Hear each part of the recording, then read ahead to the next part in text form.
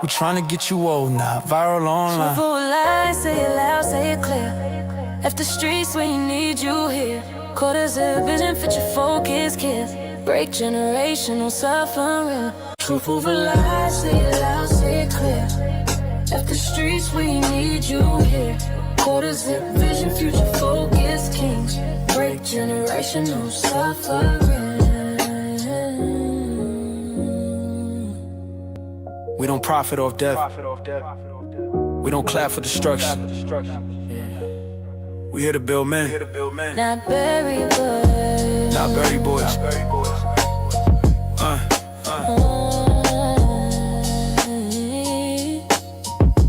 Truth over lies.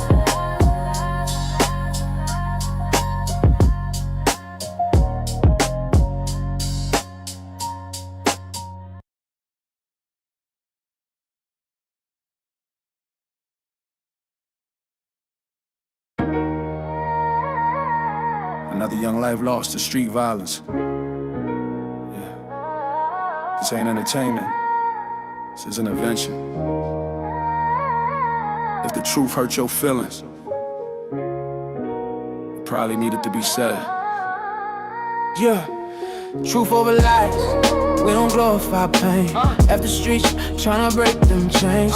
Quarter zip mindset, grown man talk. Lead the YNs before they chalk line walk. Truth over lies, this real, no cap. No crash outs, no throwaway stats. OG's back, put order in place. Say to youth, after streets, after case, yeah. I seen talent die for Instagram stare. YNs chasing clout, no plan, no prayer. Street code outdated, nobody wins. Same block, same cycle, same pen. They selling dreams, but it's really a trap. Labels love bodies, they don't love blacks. We need leaders, not shooters with aim. Need fathers in homes, not candles and names. Quarter zip weather, modern legacy. Talk money, discipline, equity. I ain't judging, I'm correcting course. Truth hit hard, but it's safe. Truth over lies, we don't glorify pain. After streets, tryna break them chains. Quarter zip mindset, grown man talk. Lead the YNs before they chalk line walk. Over lies, we don't glorify pain. After streets, tryna break them chains. Quarter zip mindset, grown man talk. Lead the YNs before they chalk line walk. Yeah, OG talk, pull a chair, sit down. Ain't no honor in a jailhouse gown. They told you drill was the way to shine. But the real killer's time and fine. They cheering when you crash out young. Then forget your name when the sentence come. We ain't anti-culture, we anti-death. Anti-mama crying, anti-breath, last left. You wanna be a man, build something real. Stocks, trade, skill set, something you can feel. After streets ain't hate, it's level spine. We tryna get you old, not viral online. Truth over lies, say it loud, say it clear. After streets, we need you here. Quarter zip vision, future focused kings. Break generational suffering. Truth over lies, say it loud, say it clear. After streets, we need you here. Quarter zip vision, future focused kings. Break generational suffering. We don't profit off death. We don't clap for destruction. We here to build men, not bury boys. Truth over lies.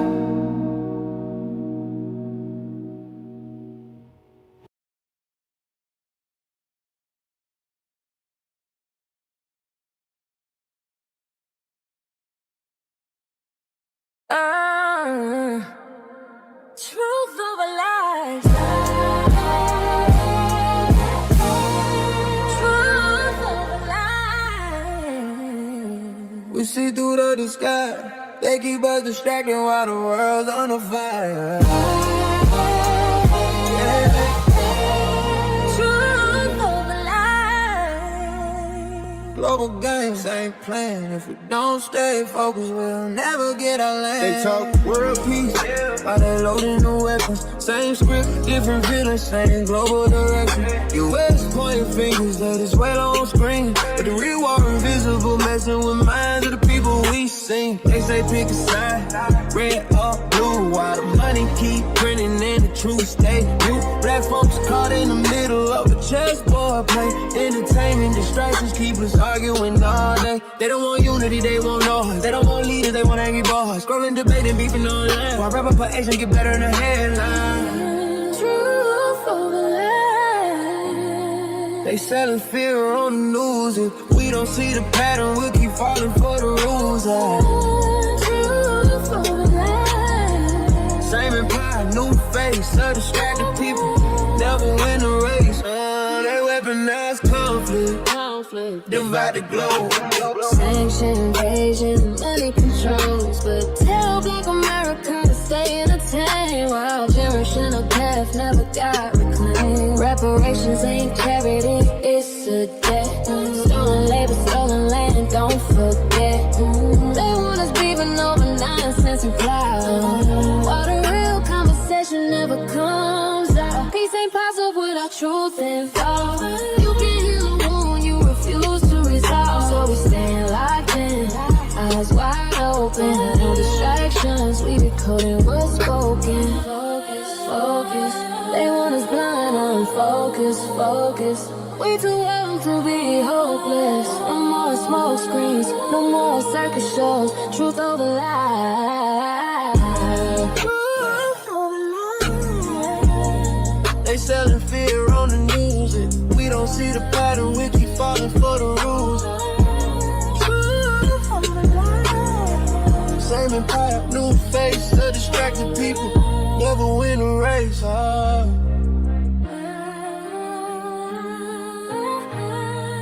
Truth over lies.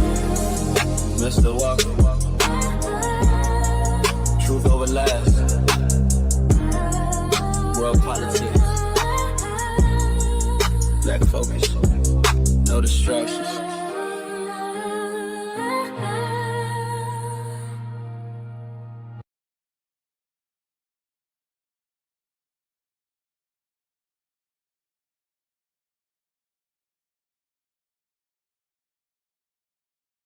Another young life lost to street violence. Yeah, this ain't entertainment, this is intervention. If the truth hurts your feelings, it probably need to be said. Truth over lies, we don't glorify pain. At the streets trying to break them chains. Quarters in mindset, grown men talk. Lead the YNs before they chalk line walk. Truth over lies, we don't glorify pain. At the streets trying to break them chains. Quarters in mindset, grown man talk. Lead the YNs before they chalk line walk. Truth over lies, this real, no cap, no crash outs, no throwaway stats, OG's back, put order in place. Say to you, left the streets, left the cage. Yeah, I seen talent die for an Instagram stare. Wine chasing clout, no plan, no prayer. Street code outdated, nobody wins. Same block, same cycle, same pens. They selling dreams, but it's really a trap. Labels love bodies, they don't love blacks. We need leaders, not shooters with aim. Need fathers and homes, not candles and names. Quarter zip weather, mind on legacy. Talk money, discipline, equity. I ain't judging, I'm correcting course. Truth hit hard, but it save you more. Truth over lies, we don't glorify pain. If the streets trying to break them chains. Quarters zip mindset, grown man talk. Lead the YNs before they chalk line walk. Yeah, OG talk, pull a chair, sit down. Ain't no honor in a jailhouse gown. They told you drill was the way to shine, but the real killers is time and fines. They cheering when you crash out young, then forget your name when the sentence come. We ain't anti-culture, we anti-death. Anti-mama crying, anti-breath, last left. You wanna be a man, build something real. Stocks, trade, skill set, something you can feel. After streets saying hate, it's love with the spine. We tryna get you old now, viral online. Truth over lies, say it loud, say it clear. Left the streets when you need you here. Quarters of vision, fit your focus, kids. Break generational suffering. Truth over lies, say it loud, say it clear. Left the streets when you need you here. Quarters of vision, future focus, kings. Break generational suffering. We don't profit off death. We don't clap for destruction. We here to build men, Not bury boys. not bury boys.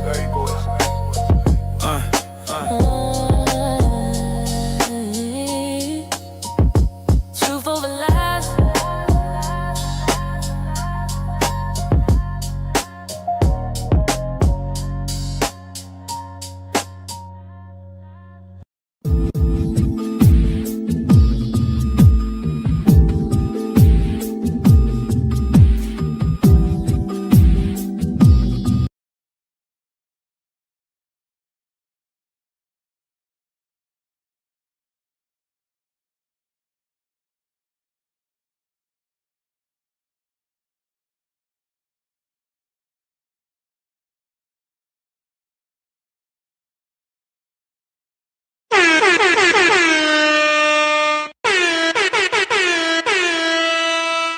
Welcome.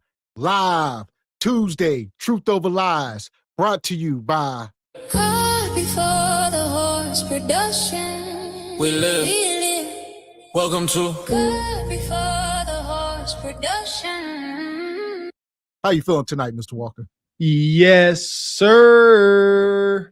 I am feeling freaking-tastic per usual.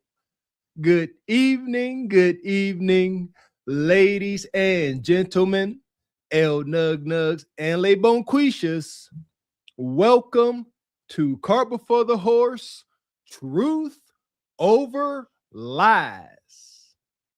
In affiliation with the Bougie Negro Podcast, and also, as all you Negroes know, in association with Ain't No Fun Once the Rabbits Got the Gun Entertainment.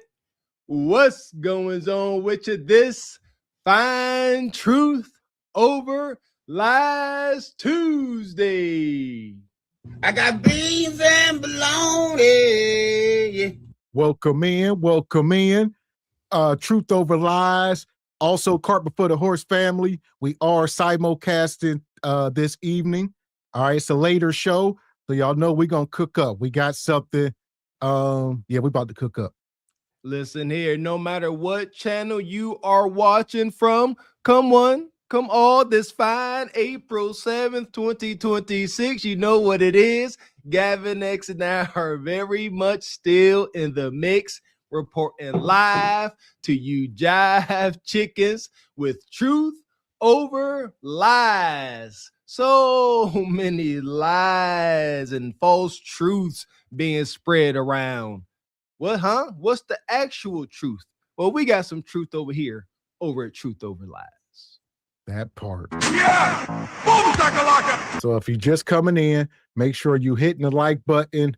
You know, we're going to be talking about, as y'all see in the thumbnail, broken homes, out of control kids, a lot of out of control kids right now. All right. That equals failed parenting. Let's be honest tonight. We're talking fatherless, broken system, no future, FTK, also known as F them kids, all that. Listen here. I already said my piece about this FTK madness.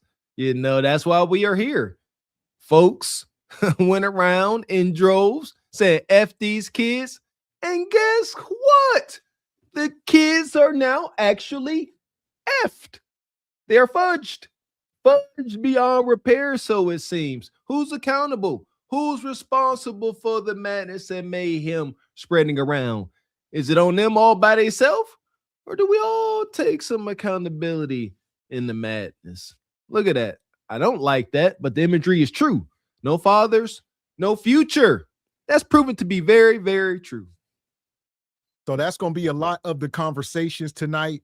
We're going to be hitting around, you know, a lot of the issues going on in the community, but we get into the root tonight. We talking about parenting, you know, the mama and the daddy. We're going to debunk some of this stuff. We're getting into child support, parental alienation, these teen takeovers. We got a lot to talk about. Listen here, we touched on parenting a little bit last night. Shout out to last night's show with the brother Cam Newton and this not so special guest. You know, she was up there talking about you can't control your kids. That's a problem. I was hot as a rattlesnake hearing that. Well, you can't control them, so what are we supposed to do? Sounds like you have absolved yourself of all responsibility as an adult and or parent. Sickening. But I'm going to woosah right now. Man. God damn. So here we are. We're going to cook up tonight. All right. We're going to try to drop the link later. We might take some call-ins if anybody got something to add. You know, I know a lot of folks got stories. Some of y'all going to be able to resonate with some of this stuff. So a lot. There you go. Listen here. Little bit of trauma bonding therapy session. That's see how it goes. Shout out to the chat, man. We all got some similar stories. Shout out to the brother Postman. All y'all, man. That part. Also, shout out to the brother Jay Knight. Says Offset got pew-pewed and the woman responded accordingly. I didn't even look into that. Yeah, I see he is stable at least. That's crazy. You got all that money, you still want to be doing thug things.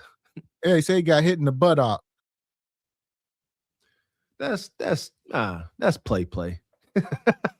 Yeah, the buttocks. I'm supposed to do that. That's just disrespectful intentionally. I Yeah. guess he owed some money. Somebody about $10,000 or something. I don't know. Yeah, shoot you right in the buttocks. You'll be all right. Yeah, he was laying out there in front of that casino, laying on the ground in a fetal. You know, it was embarrassing. Nah, that's not okay. You got to eat that. You got to be a man.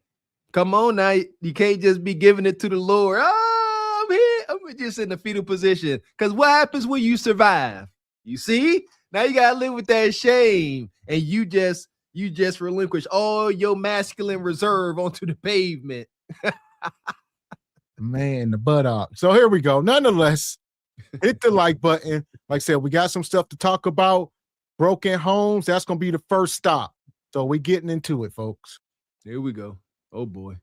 Hit the like button.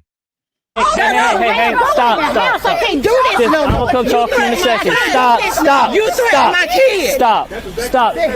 Go. Can you go and talk for a second? I'll talk to you next. Darn, Terrell, go in the house. But I already told Let's you. get this thing under control, Terrell. Stop. Go in the house. Stop yelling. Sir, I'm gonna talk to you in just a second. Just go in the house for me, okay? Tell me what happened, please. Tell me what About my happened. kid. So basically, sorry. You called about my kid. Basically. Sir, Hold on, sir. can you step Excuse me. inside Hold for on. me, please? Thank you. Basically, Officer Leggett. Is Okay. it legit? It's Liggett. Liggett. Excuse me, Officer Liggett. Okay. It's a 9. She's a minor. Okay. I want her to get in the car. This is my daughter. Do you mind if she gets in the car? Or you want her to Were stay you outside? here for what happened? Absolutely. Okay. I'm gonna Absolutely. have to talk to her too, though. So if Okay, you want to that's do that, both that right now, or she wants to sit in the car and I'll talk to her in the car. That's fine. We can. Okay. I'm just trying to keep her calm. Okay. Because she's a kid. You good out here? Or do you want to sit down? Okay. I know. You gotta tell me what happened.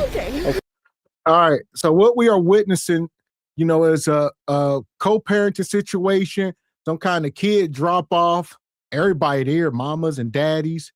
All right, they mamas, they daddies, they got grandmas involved, everybody. And somehow this didn't go over smoothly. I don't know why not. I don't know how you can't just hand kids over smoothly and keep it moving. Bitter as the day is long. That's the answer. We don't even need context. What else would it be? We done broke situations like this down time and time again.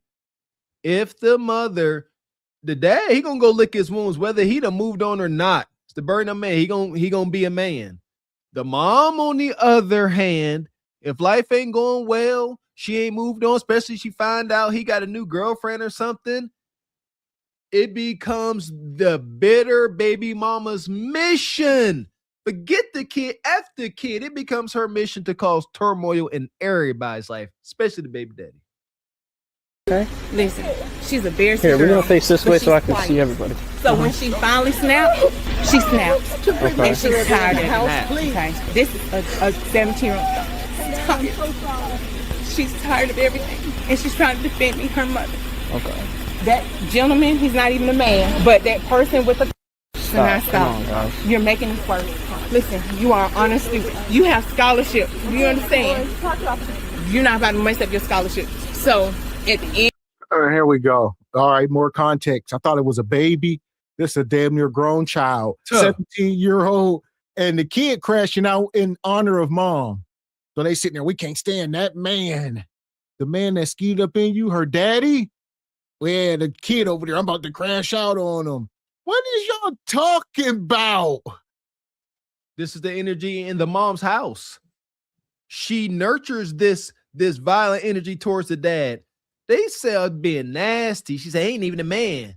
He just somebody with a penis or something. They get in disgusting. Listen here, y'all. I'm already triggered. I'm already on 9. Y'all know what I'm about to say. Men, sometimes you got to say your piece to maintain your peace. You can't do nothing with this. You will wind up hurt, deleted, losing assets, resources, trying to control this. You got to sit there and be like, listen, baby, when you need me down the line, you got my number. I'm always here for you. I love you. However, hopefully when you become an adult, you get into your late 20s, 30s, 40s, you can see, can't no human deal with this. See you never. Shit. I'm sorry. End of the day, me and this gentleman have a child together. Okay. He's not been in the child's life. The only time he tries to see our son is if we both live in Atlanta. He comes down to Columbus every 2 to 3 months to see him. I asked him on November 1st, can you please put our son on insurance like the court order, the child support court order is supposed to be. I never got a response.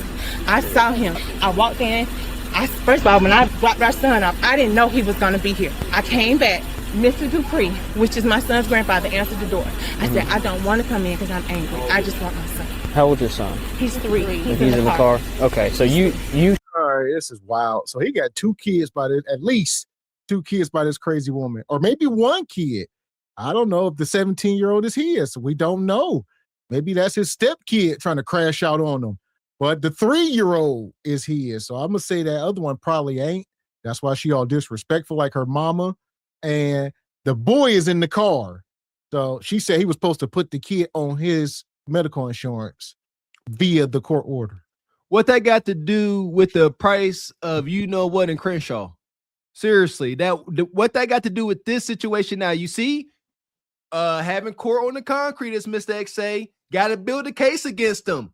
It's the daughter crashing out. We didn't even know there was a young boy present till you brought it up in that situation.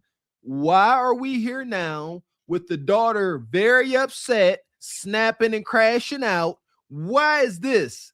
She ain't snapping and crashing out because the man won't put her little brother on his insurance. That ain't none of their business. You see what I'm saying? I'm not one of those parents that say, you know, kids shouldn't know anything but adult problems, things they can't help with, things they can't properly process. This ain't their business. Have some couth. Don't be talking about stuff like this around these kids. She just building a case. He's a bad man. He won't even put him on his insurance. Wicked. And shout out to Lavelle. There's no too much ninjativity. Oh, it's gonna be a lot more to come. And Frederick Howard come through gifting a membership. Always coming through. We appreciate you, brother Frederick. So here we go. Hit the like button. Share what's his name? His name is Titan. I have so you share Titan. I have so you share Titan with him. Okay. His father's not even on the birth certificate. He has no rights, no anything. He just pays child support. Okay. He's a deadbeat father. If you had a deadbeat father picture. Come on.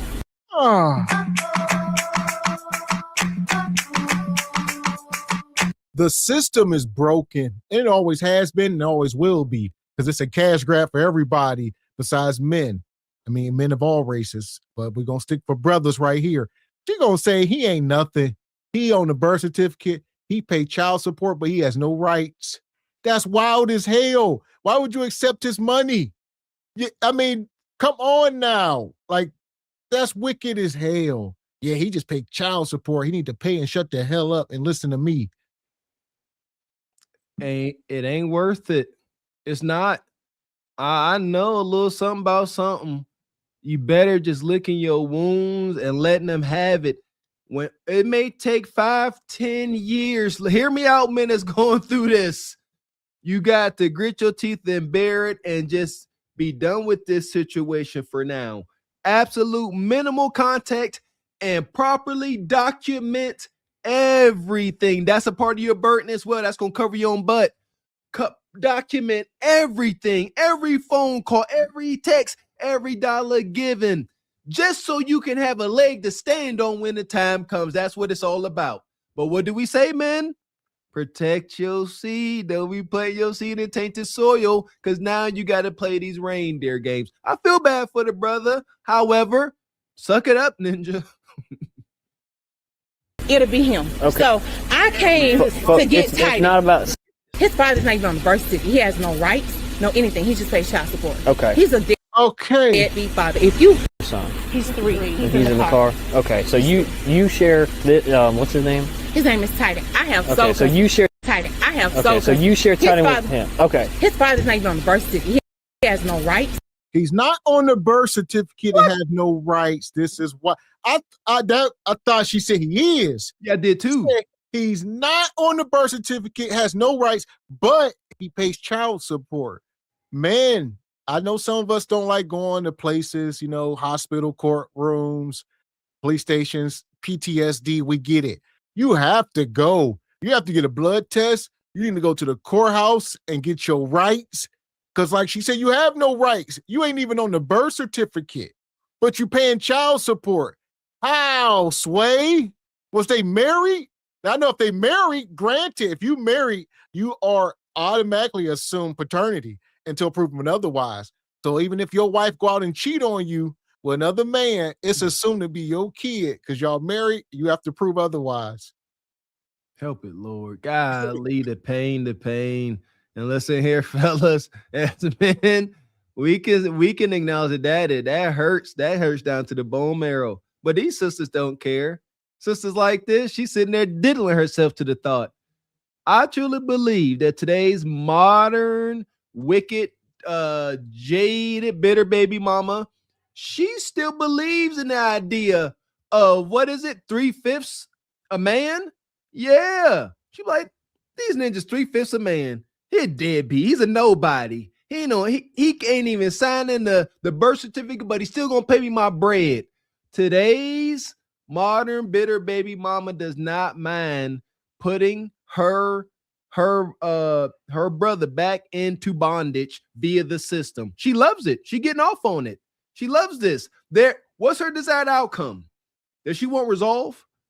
Does she want things to get better, the relationship to get better between everybody? Or does she want to see this ninja bleed? Man, here we go. I'm going to take this back. Mr. Dupree, which is my son's grandfather, answered the door. I said, I don't want to come in because I'm angry. I just want my son. How old's your son? He's 3. He's in the car. Okay, so you share what's his name? His name is Titan. I have okay, so you share Titan. I have okay, so you share Titan with him. Okay. His father's not even on the birth certificate. He has no rights, no anything. He just pays child support. Okay. He's a deadbeat father. If you had a deadbeat father picture, come on. It'll be him. Okay. So I came to get Titan. It's not about Go in the back. Whose house is this? It's not my house. No one's leaving anywhere right now, okay? I need to figure out what's going on first, okay? So nobody's leaving, okay? Okay, can I finish? Yeah, continue. Thank you. But like I said, when you say stuff like that loud, it's provoking. So it's gonna have him. What? I'm saying when you're talking about how he's a deadbeat. He is. I understand that's how you feel, but when you say it loud like that, he's gonna come out and we gotta start all over. I gotta get my mind back. I'm trying to listen to you and what happened. I understand. Okay. And I respect you as an officer of the law. Okay, so let's continue. So you come here to.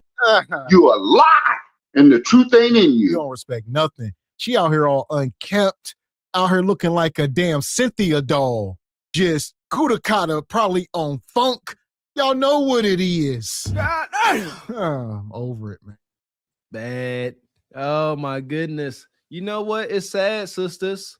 Like, she actually being partially cordial for Mr. White Man here. I respect you as an officer of the law. Okay, I'll listen to you for now because I want to get my way. And it seems like you're going to help me get my way. So I'll listen to you now. But as soon as I feel or believe I'm not about to get my way, I'm turning my hyena antics on all y'all. Okay, so I'm going to pull up. We're going to do some journalism, ladies and gentlemen, because we were all stumped here for a minute. So we had to go over to ChatGPT and figure some things out. What we got? What AI going? Help us, AI Oracle. So we trying to figure out, what this is about as far as the paternity. How is he not on the birth certificate but still paying child support? It says if a man's not on the birth certificate but is still paying child support, it usually means legal paternity was established another way. The birth certificate itself isn't what creates the obligation. Legal fatherhood does. Here's the main ways. Number 1, a court order paternity test. The mother or the state files child support and the court orders a paternity test. If the test confirms he's the father, the judge issues a child support order. He now legally owns support. He says even if he's not on a certificate. Yeah! Boom, shakalaka! Be careful you plant your seed. That's all I heard. Man, you can't be bitter. You can't be bitter. That's kind of like what they're trying to do to Jay-Z right now. That young man, he's trying to take Jay-Z to court. He's saying Jay-Z is his daddy. The dude like 20-some, 30 years old, and Jay-Z won't take the paternity test though. And they trying to force him, and it's a lot. But I guess Jay-Z ended up still winning the case somehow, and they say he don't got to take a test. But I don't know. It's a lot. That's wild. Hey, I know Jay... That's a bit wild because I know Jay probably paid $500,000 to get all that sold up. He said, I pay $500,000 to this attorney. I ain't paying you. It's a wicked world out there. Men, the message ain't going to change. We advocate for men and we got to get to the core of these things. You don't plant your seed in tainted soil and you ain't got to worry about these problems. Oh, easy said and done, Mr. Walker. We trying to hunt you on something. You got protection. You know, you can get snipped nowadays. I know ninjas snipping their tubes, shooting blanks. I don't know what to tell you. It's a cold world out here. But as y'all see, that's only line one. Mm-hmm. All right. But that probably wasn't it. As y'all can still see, part two, acknowledgement of paternity. He may have signed paperwork voluntarily saying he's the father. This can happen at the hospital or later. Once signed and filed, he says it has the same effect as a court order. Some states don't automatically update the birth certificate unless requested. It says 3, default judgment. If he was served court order paperwork and did not show up to court, he could be declared the father by default. All right, ordered to pay child support. This happens more than people realize. Straight like that, straight like that, straight like that, straight. Oh my God. That's some bull. Listen, man, if you got served some paperwork, you need to respond. That's a real thing. So you can't, if they served you, you can't be like, nah, I ain't going to court. No, we should go sit in that damn courtroom. They gonna probably have one court, he ain't show up. All right, we're gonna continue it. All right, a month or two, they gonna show up again. That judge gonna say he ain't come again. Bonquisha, he the daddy. Wop, tell him to give you some bread. Wop. So don't play with it. If it's your kid, granted, if this some big 300-pound rhino and you ashamed, it happens. I know men that this happened to in real life. I know men that was, ashamed that they slept with women, but they got the default order where the judge, they wouldn't show up to court. And it's like, dude, that kid looked like you. Quit playing with it. You're like, no, I ain't clapped them cheeks and did. Yeah! Boom, shakalaka! Man, you gotta understand the powers and the forces against you in this situation. Who's benefiting from this? Listen, so Bonquisha, when she filed, she wants child support. She benefiting. The child is not really benefiting. That's really not. But guess who else? The third party. You don't get it. They want to establish a child support order so they can get their cut. If there's no order, they can't get no cut. But when there is, they are 100% getting a cut off the top. The system is so tainted and jaded. I remember hearing a story about an athlete where they told him he had to go in and acknowledge or talk about his decrease in pay, played in NFL or something. And they's like, you got to show up, because if you don't show, we're going to keep taxing you at this rate because they get a cut off top. They want you to be negligent, man. And like y'all see a couple more lines. Also, shout out to Brother Chuck. I see you in the chat. He said default is the easiest method. Like they said, it happens more than people realize. They'll say, I don't know where he lives. Now let's talk about that last part. We talking about the bottom of the barrel nugs. Most responsible men that have a first and last name and she give them the name, most of these guys don't have addresses. We tried. He don't live here. He used to live with his grandma. They don't know where some of these nugs are. That's Bonquisha's fault. But any responsible man could be located. You know what I mean? They got driver's license. You in the system. But some of these ninjas ain't. They really don't know. And that's, hey, who y'all sleeping with?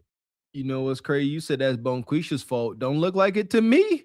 Don't look like none of her fault. Look like she make out whether or not she made with a responsible guy, a homeless guy, because the middleman said, okay, there's a solution for that. We still gonna get this bread. He ain't show up. You ain't got an address. You don't know his name. You don't even know who the baby daddy is. Just guess. They just might just guess. Well, Give me something. It's clear. The system wins. Bonquisha loses, Nug Nug loses, because they will default judgment and put them in the system. Nug Nug doesn't pay. We all know, like my daddy, they be in the system. They will owe $30,000, $40,000, $50,000. They never pay it. They never get jobs. They'll go to jail. The system wins because they'll lock you up, and then they get them tax dollars and maybe some free labor about you. You in the system. But Bonquisha, I mean, granted, she can get food stamps and stuff like that. So I guess she benefits in some way, but she can get that regardless, I guess. There you go. But who loses the most? You know, yeah, feel whatever that the father getting run through the legal ringer, but the child at hand suffers the most. Dad gets alienated or got to cut ties for whatever reason. All the female parental figures in his household talking bad about his father, and then he got to grow up and try to put the pieces together, how so many men are doing today. Yes, we are part of that generation. Hopefully the vast majority of it is coming to an end. But men my age now, they are reaching out to their fathers. They are finding out the truth. The truth is being told, but the years have been lost. And it is just very unfortunate. So here we are. Y'all see these last couple lines? Presumed father. This is what I hit on. This is the marriage rule. So it says if he was married to the mother when the child was born, the law may automatically assume him the father, even if he's not listed on the birth certificate. So that's something too. You know, we've been talking about that over the years. A lot of folks still don't know, but there y'all go. And if you marry, it's best to get a divorce. Granted, if your wife is old, normally you see older people or mamas and aunties, we done seen it. They in their 50s and 60s, they just stay married. They ain't have no more kids. But if you married to a younger woman in her 20s, get a divorce. Don't be dragging that. And she mess around and get knocked up when she's still childbearing ages. No, don't be dragging out no divorces with these hyenas. Get it done before she get pregnant. And then you got a whole nother set of problems. I pity the fool that wake up one day, get a piece of mail, and you know your baby mama across town messing with Nug Nug. It don't bother you. Cool with it, whatever. But then you get a piece of mail saying that your child support has been increased because she had another kid. And you see, we can't get to that point, huh? Because I acknowledge logic can leave a man. And crash outs will happen. You wake up and be like, hold up, I ain't even talked to this heifer, and now I gotta pay for Nug Nug skeeting at her. And then you find out they made a post and laughing about it on Facebook. You see what I'm saying? These things happen, and then you got lead flying. You know, a whole lot of slow singing and flower bringing. It can get real bad. So this is what I assumed in the video. We're gonna get right back to it, but this is the first thing I said, like maybe they was married, but like we see, it's a lot more stuff could have happened. And fifth, he agreed to pay. Informal became legal. Sometimes a man starts helping financially. The mother goes to court later. The court formalizes it into official child support. Yeah! Boom, shakalaka! That's pretty common as well. You know, paying on the side, whatever, it's established. And maybe one day Bonquisha do show up in the court.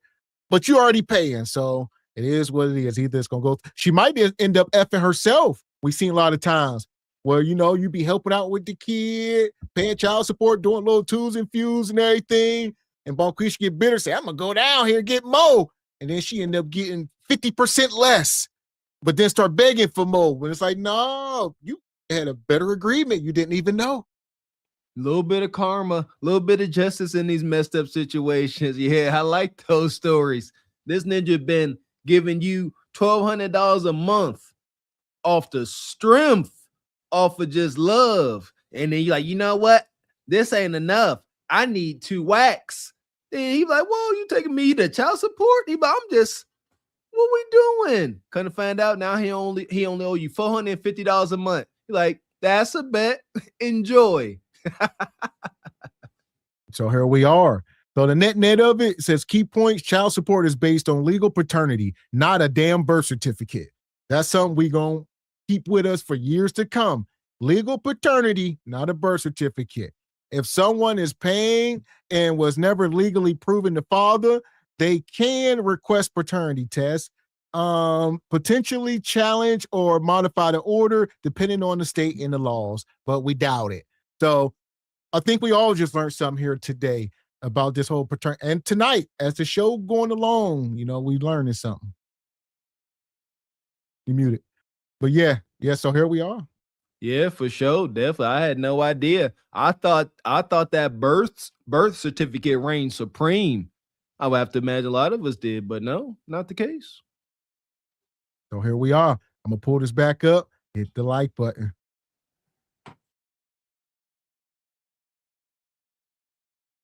Go in the back. Whose house is this? It's not my house. No one's leaving anywhere right now, okay? I need to figure out what's going on first, okay? So nobody's leaving, okay? Okay, can I finish?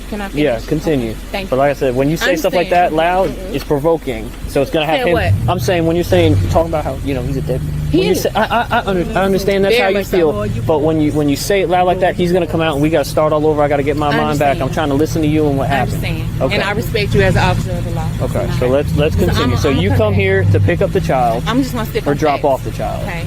I have a very good relationship with my son's grandparents, which is his dad. Okay. Very good relationship. So I was dropping Titan off.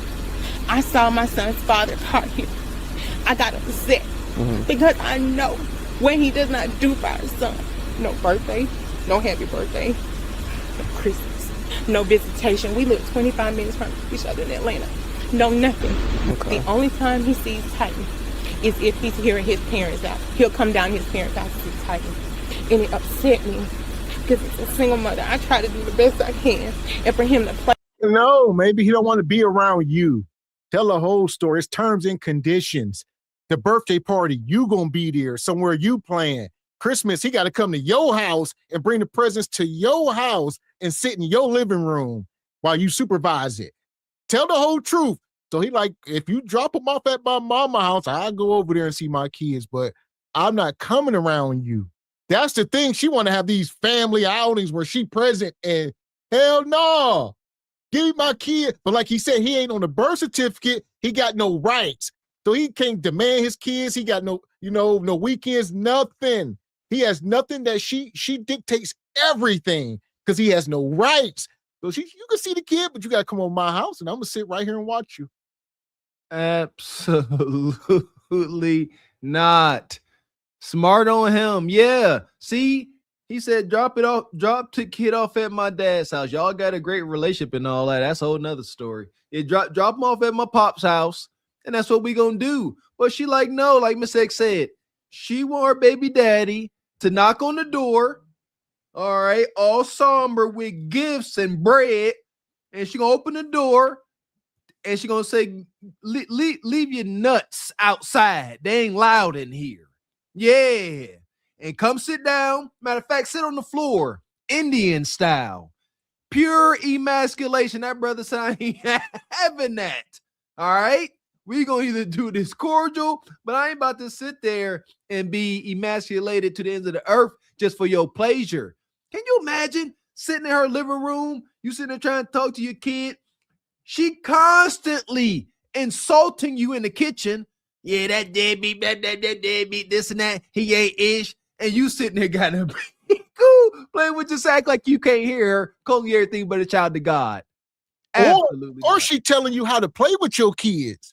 You're in there picking your son up. Oh, put my baby down. We don't do that. Stop tickling. All right. Yeah, she telling you how to how to play. And she telling excuse me, how to interact. So she's trying to control the interactions, like dictate how you interact with your kids. There it is. That's what she wants. That's the perfect word. Pure dictatorship. Yeah, what you doing? He don't like that. You don't do that to a father. See, and there's a thing. There's a natural divide how men and women raise their kids. Men, we got a job. Women, you have a job too. And it's to be respected. You guys like the enmeshment. Our job is to work ourselves out of a job. Our job is to hardy the kid up. That's a thing. After that kid start getting a little, a little hardy, a little like 2 years old, yeah, you're going to start getting thrown around a little bit. I'm with fun playing games. Yeah, throw them on the couch. Oh, we have a good time. But if you're in a situation where y'all on the same accord, oh, no, put my baby down. You're going to give him CTE. Can't no sane man deal with that. No visitation. We live 25 minutes from each other in Atlanta. No, nothing. Okay. The only time he sees Titan is if he's hearing his parents out. He'll come down to his parents' house to see Titan. And it upset me because as a single mother, I try to do the best I can. And for him to play in my face and Titan's face, like, oh, I don't have to see Titan on the regular. I get to see him when he's at my parents' house. That's not real fatherhood. On November 1st, sir, I have the text message to prove. I sent him, we have a child support order from 2022 where he's supposed to be on Titan. Titan's supposed to be on his health insurance. In 2 years, he's not done that. I sent him a message on November 1st. Hey, can you put Titan on your health insurance? My son has to get 2 put back in his ears. Those are $1,000 a piece. You don't want to be in his life, at least put him on your insurance. Like, okay. So that's why you're upset. And that's why you told him you don't want to go into the house, correct? Yeah, okay. Yes. So what happens after that? I said, I don't want to come in the house. I'm upset. Let me just stand right here. Okay. This is wild. So the net of it, that's the burden of a mom too. The burden don't just lie on the man and stop. No, he got his burdens, child support by default or whatever. He can lose his license and, a lot of stuff. And this is you, Bonquisha. You stuck with the kid. You might have to pay for some of this stuff. So protect your kudakata out here free hunching and whatever the case, don't want to be up under instruction. This is what it looks like in the end. There we go. The burden of a baby mama. Life ain't going to be all smooth going and things going your way just because you want them to. You see, especially when you're not properly cooperating with the man. Oh, everything's supposed to go smooth. All the health insurance. To get intact families have enough issues trying to keep everything kosher. This insurance, that insurance, this bill, that bill. It's going to get a lot more tumultuous whenever you ain't even on the same accord. Burden of a baby mama. Things ain't gonna go smooth. You ain't got enough bread. You should have hunched on a rich ninja. Man. And shout out to Squeegee Kids. He says this situation, the court is acting like the Togo. They're gonna get their prize one way or the other. Yes, they are. That bread. That's it. And shout out to Rachel. He says, knock it off, guys. This can be resolved by wearing a condom. She says it's cheaper than 18 years of child support. But it don't feel as good, they say. God, like I said, 2 things is true. Men should, especially when you're meeting these day walkers out here. But as Mr. Walker said, it don't feel as good.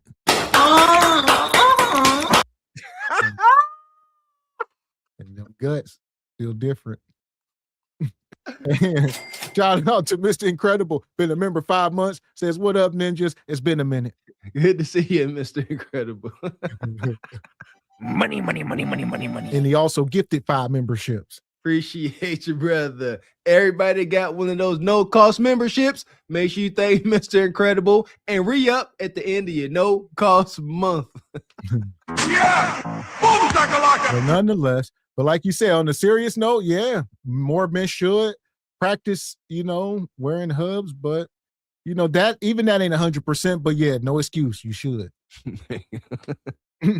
But nonetheless, as far as she go, we're going to put this woman in the sub and keep it moving.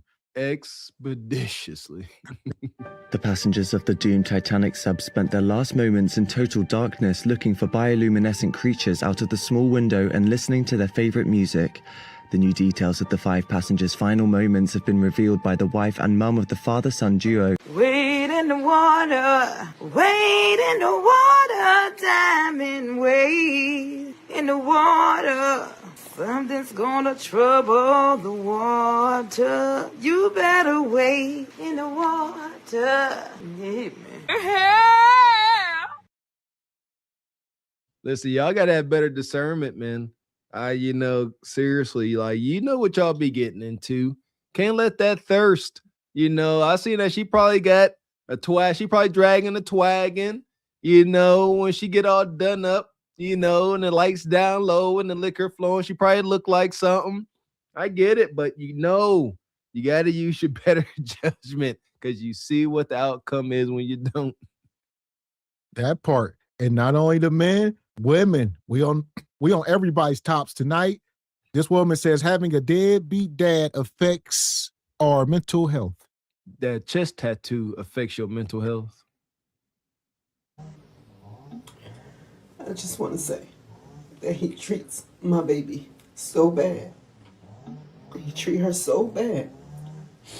And I know God Almighty is not going to let this man have a prosperous life. He's not going to allow him to enjoy his life. Because the mere fact that you get up every day, go about your life, go about your business, don't inquire about her. Don't inquire about her mental health, her physical health, her education, if she needs anything, is beyond wild. And I was okay today. I was having a fairly good day on this Good Friday. But as I laid in my bed resting, pondering what was I going to do, do I go out, treat myself? Like, there's nothing wrong outside of the way he treats my daughter. My daughter is kind, smart, beautiful, a hell of a drawer. She's getting better with playing her instrument that I pay for monthly. Listen, cry me a river. You chose that man. You let that man place his seed in you. Like you say, and this is one side of the story. Where he at? Y'all need to bring these ninjas on camera. FaceTime it. Do this, 2 people on camera. Talk it out. Let us hear the truth. And we gonna both of y'all truths, and we'll decide what the real truth is. Because a lot of times, just drop the kids off. I don't know why y'all be wanting to dictate and have so much power. Just get on the schedule, drop the kids off, and go about your day. Don't tell the man about what the kid, likes, what kind of shoes he need to buy the kid, how he need to interact, nothing. Let him do his thing, and you do your thing, and y'all keep it respectful. That's the problem. Respect. Today's modern hyena like this has zero respect for the man. You don't get it. Listen, sisters, it's not optional. A man will perish. He will implode upon himself without respect and or peace. Got to have both of those things. And if you are going against that, you are going to get major pushback from that man. I don't care how stoic he may be, no, absolutely not. Be a woman, be soft and kind, and get a goddamn going desired outcome. But y'all don't know how to be respectful and feminine without being sexual. That's your problem. Blame your mama. You don't know how to deal with folks. And you just act like she don't fucking exist. So how can I get up and just go out like this shit ain't on my mind? Like I'm just okay in a social setting. I can't. But I know everything's going to be okay. Like it always is. Because my God is mighty. He's a provider and protector. And he does it all the time for me very well. I'm one of the chosen ones. My God. I'm just hurting in this moment. I'm vulnerable. I'm being transparent. Because I know I'm not the only parent, woman and man. Man. You a lie. And the truth ain't in you. She gonna say I'm one of them chosen ones. Can a woman preach? No. No. Never, sir. No. Did God ever call one? No. That's right. Will he ever call one? No. Can you prove it? Getting ready to right now. Shout out to Pastor Gino. That's wild. But no. Should we listen to you? No. Do we care that you crying? Hell no. I'm over it, man. Listen, shout out to Pastor Gino. He the truth, baby. Shout out to the good pastor. She said she one of the chosen ones. All right. That's a bold statement. That's a bold statement. I truly believe, that Gavin X and I are footsteps or are ordained, but I wouldn't dare say I'm the chosen one. What are you chosen for? Chosen for what exactly? To be a baby mama martyr? Is that what you've been chosen? Or for greatness? When she first came up here, she tried to curse that man. Did y'all catch that? She said he ain't gonna have no success in nothing that he do. Pure witchcraft. But you one of the chosen ones. I thought vengeance was the Lord's, but you trying to brandish your own little bit of sick bone creature hoodoo vengeance. It don't work like that, Miss Chosen One. Shout out to Ebony D with your dad going Hello Kitty shower curtain with your big old age. Hello Kitty shower curtains. That's wild. Yeah, that's wicked. And shout out to Rachel with the fireball. Says kits 304s can buy for results at drugstores. Okay. The DNA kits, you mean? Oh, yeah. Yeah. You get them nowadays at, CVS and mail it off yourself. Get a little saliva. There you go. Hey, do what you got to do. Yeah, I know, man. I know men that have found out kids wasn't theirs via that test. It's a whole nother story. That's deep. That's a deep conversation. Yeah, there you go. The baby mama dropped the kid off with you. You can swab you and the kid yourself and send the kid off. You don't need her consent. As a matter of fact, I have heard or, seen this go down. And guess what? Whenever the dude found out that the kid wasn't his, the baby mama had the nerve to get upset about, how dare you gonna swap my baby? I didn't give you that permission. Permission? Playoffs. That's wicked as hell. That's beyond wicked. Permission? You trying to hold me to a whole life. And I found out this life don't belong to me. And now you want to be mad because you's a 304. Amazing. Nonetheless.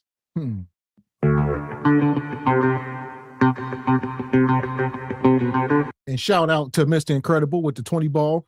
It's easy for you to say, Mr. Walker, when you gone off that Henny, hubs are the last thing a ninjas are thinking about. They want to know how it feels for real. Listen, I acknowledge Mr. Incredible. I know this. I know it feel like to be off the Henny. Y'all really don't know who the hell y'all talking to. That's all right, though. But I get it. But what is it worth it? The answer is a definite no. I don't care about that. It ain't worth it. Man. And Rachel says, no, Mr. Walker, look at my comment. Okay. So you say a clear blue digital ovulation predictor kit can get a 304, 18 years of child support. Oh. Okay. Yeah, there we go. We want to talk about that, but that's still a real thing. Them DNA kits, you can buy them at drugstores and stuff. But no, we want to talk about this. We don't know about this here. Okay. Sheesh. Nonetheless, here we are. I'm going to let this woman keep going. Shout out to Cousin Walker. Says great coverage. Shout out to Juice Drops Entertainment. Make sure y'all go subscribe to Juice Drops Entertainment. If you ain't subscribed to Juice Drops, then you ain't black. Mm-hmm. Yeah! Boom, shakalaka! Appreciate your sister. Because my God is mighty. He's a provider and protector. And he does it all the time for me very well. I'm one of the chosen ones. I'm just hurting in this moment. I'm vulnerable. I'm being transparent. Because I know I'm not the only parent, woman and man, who goes through this or feel this way. And like I said. And that's something key. She says, I'm hurt and I'm vulnerable right now. This is when they get pregnant again. Trying to fill that void. Like, I got to get this right. This ninja ain't ish, but I know I can find me another man, start a family with. All right. So that she vulnerable. That next ninja that's in there lying and whispering sweet, drunk Hennessy nothings. Yeah, end up popping that baby up in her. Papa Molly, I'm sweating. Woo! Pop the baby up in me. You feel me? Dun, dun, dun, dun. Panda bear to the not rescue.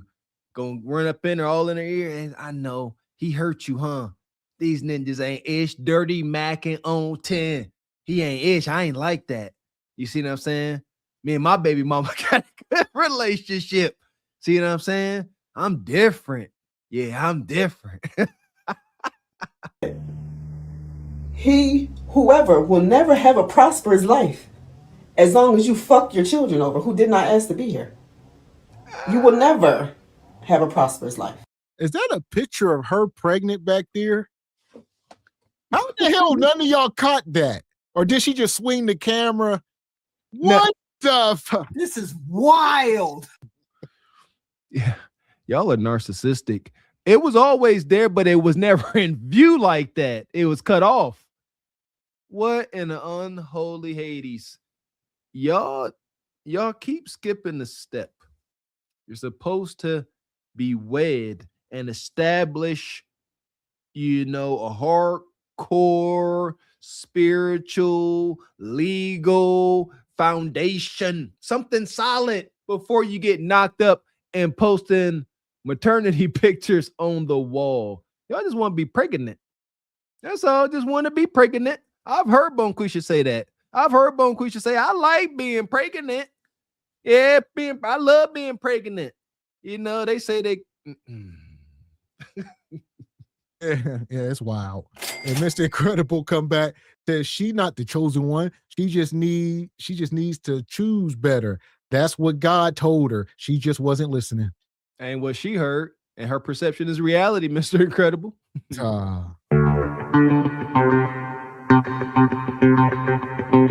And shout out to our freedom fighting sister, Ebony Dean. She dropped 25 in the cash app. Says, keep cooking, fellas. Appreciate your sister, Ebony Dean. Appreciate you. Yeah! Boom, shakalaka! Here we go. We got more here. Sit back. This show tonight gonna be one for the ages. So here we go. Here we go. The mere fact that you just act like they don't exist, whether you have a relationship with a parent or not, does not exclude you from that child's life. And then it's not even like you want to be with the person. Like, you just want them to be active in your child's life. Show up for them. They deserve it. All children deserve it. A daughter deserves her father. A father sets the tone for male relationships in their daughter's lives. What role do you play in that? I just need to submit. I will be okay. But I need to get this out. And I hope this finds Roger Johnson.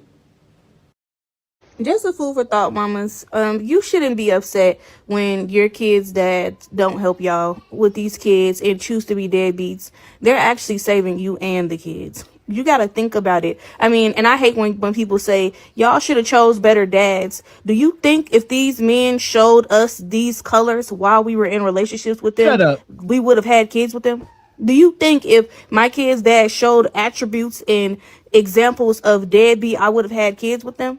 I wouldn't have. You hear what I'm saying? So, but back to the point, we should be actually happy. And I always, I pray about it, and I really.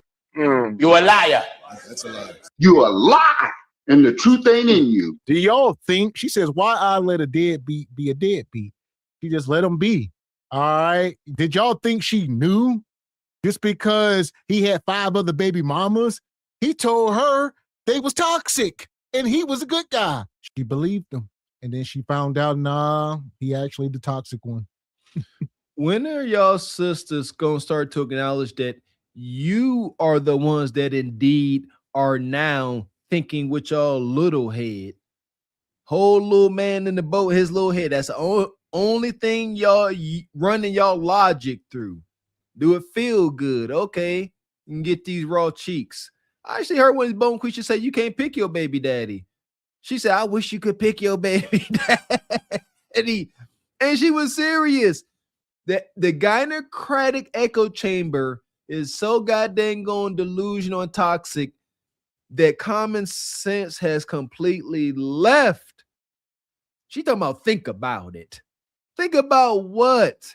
No, vet properly. Give it time. My goodness. Like, this ain't every dude ain't out here just tricking y'all. And you know what? If they are, what did I say about you, man? You just so easily tricked with all this precious and magical women's intuition. Well, what's the disconnect? Y'all just on one point, y'all all powerful, all knowing, but when it comes to a nug that y'all deem to be sub part of y'all, he can trick y'all into impregnate y'all. That is so wild. And that's because they all be drunk. And we know the data, most of these women like this, they are single, but before they even find out they pregnant. That's the truth of the matter. There is no real relationships. It ain't like, they've been with this man and they leave once the kid 10 years old or something. No, these women be single during their whole pregnancy and give birth single. So it's a lot there. That creates a lot of resentment. And here we are. They come up here with bonnets and lashes on. And that last woman, did she say that man's name before she got off the camera? His whole government. Whole government. Yes. This is just men. You can't win. They're gonna come up here, air you out, so your whole government, they don't care. So beware. I don't care how good it feels.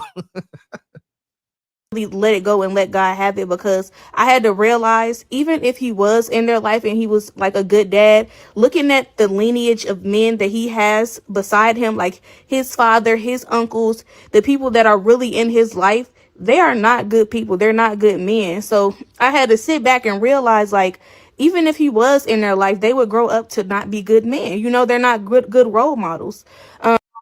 You found this all out hindsight. Mr. Walker just said, vet, get to know folks. Learn something about somebody. Be with them for maybe 5 years, Bonquisha. Go to a couple family reunions, couple Thanksgivings. Look around. Say, these ninjas is crazy and stupid. Maybe I shouldn't procreate with them. And maybe he should go to your family and look around and say, oh, these ninjas is crazy and stupid too. Maybe y'all belong together. Water finds its level. I know y'all not vetting properly. Shout out to my wife. I told y'all I had asked her a while back. We was having a good conversation. And I said, you know what? As I was reflecting on myself and my shortcomings, I said, what made you choose me? What made you choose me as your husband? When we first met, I'm from the projects, rough around the edges, rough as heck. And she said, you had a plan. She asked me what my plans was for the future, and I gave her a good answer. I don't remember the answer, but it was real, and we are living in it. Y'all not asking the right questions. Y'all just want to get hunched on. Y'all don't want to ruin the vibe. And as Mr. X said, y'all ain't even in relationships. Y'all drunk. Y'all met at the club, and it was wham, bam. Thank you, ma'am. Slow down. Control your kudakata and ask the proper questions to this guy you about to lay with. If you ask, don't be afraid to ask some real questions. What's your plans for the next 2 years? What you got going on? That should not be insulting to a man that has a plan, or at least working on one.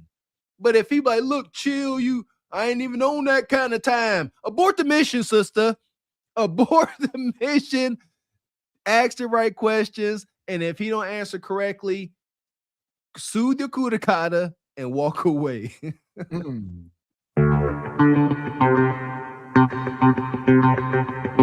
And shout out to Rachai, come through with $20, says, Mr. Walker, are we using the term karma correctly? Karma is not exactly punishment or reward from a judgment. It's more like a natural law of cause and effect. Your actions plant seeds that grow into future outcomes. Yeah, I believe so, OG. Appreciate you coming through. Yes, karma. Natural law, cause and effect. See a lot of cause and effect. I believe so, OG. There you go. Yeah! Boom, shakalaka! Appreciate you, Rachai. Here we go. And I really had to think about that and really sit on that and ponder and just really get that grasp of he's doing them a favor. You know what I mean? I would never want my kids to grow up and be like him. I would never want my kids to grow up and be like their grandfather, my baby dad's dad, ever. At no point. They're not good people. Y'all don't find it strange when y'all be dealing with men who got kids and they be having a bunch of free time? You don't never hear him telling you that he get ready to be with them kids or have the children, or the mom about to drop the kids off, or they about to go do something together. You don't find that strange? You don't find it strange that when you go over to his place, there's no sign of kids at all? No shoes, no clothes, no toys, nothing. You don't find it strange that he don't have any space for the kid at his place? He got a 1-bedroom apartment and he got kids or a child that's above age that should have their own space. But again, he in a 1-bedroom apartment or a studio. Well, he could be there because he paying all the child support. So that's not necessarily a red flag. All right. You can't hinder a man from seeing his kids because he only got 1 bedroom. Here's what it is. He'll figure it out. But that don't change his love. But the other stuff, questionable. All right. Yeah, man should, be talking about his kids. You should see signs of his kids in his place and stuff like that. But, if he disconnected for different reasons, could be completely alienated because of the mom. We don't know. Again, you can get an understanding on all this if you ask the freaking questions. But y'all be trying to keep things light.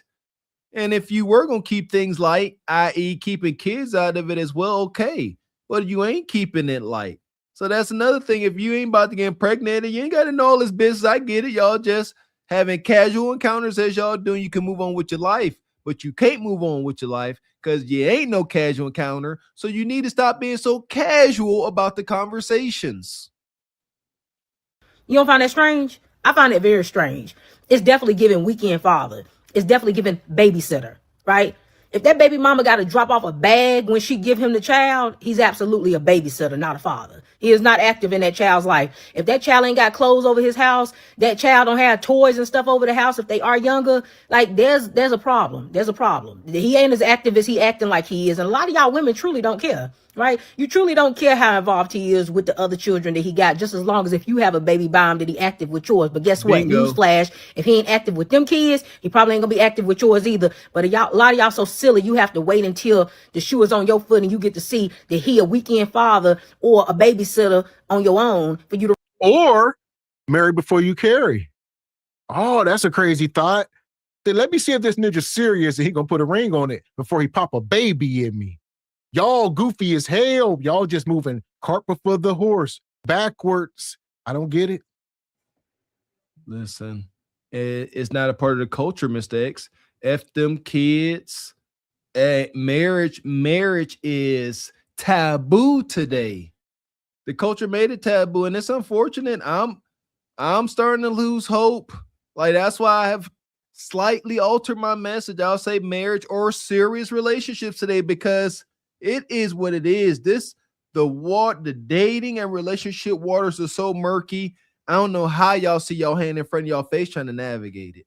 I really don't. However, marry it before you carry is the best way to go. I'm telling you, it's a solid foundation. You have enough time to go through some ebbs and flows and know that y'all really in it to win it with one another. But here we are. Realize it's real. It's definitely problematic when you see these signs in men who got children. When a man says that his baby mama won't let him see the kids, it tells me everything I need to know about him as a father. You go to the zoo to see animals. You go to a concert to see your favorite artist. You don't go see your kids. You parent your children. If a man doesn't have a desire to parent his kids, then he's not going to have a room for them. He's not going to have a bed for them. He's not going to have clothes for them. He's not going to have a car seat for them. In fact, he's not going to know their shoe sizes. Seeing children is like going to see your cousin's puppy. Children aren't meant to be seen. They are meant to be parented. They're meant to be cared for. So when a man is... You know what's so problematic about all the context? The context is revolved around small babies. That's why I say these women are single and pregnant. They sitting here talking about, yeah, he ain't even got a car seat. He ain't got this. Why ain't y'all together long enough for the kid to be walking and talking and in school before, granted, everybody don't stay together forever, but y'all be like, hell, he ain't even got the formula in the car seats. It's like, why ain't y'all still together? Y'all don't understand how crazy this stuff sounds. No, they don't. Because the Democratic echo chamber, Mr. X, it sounds so good when you're in the halls of the hyenas. Yeah, he ain't got no car seat.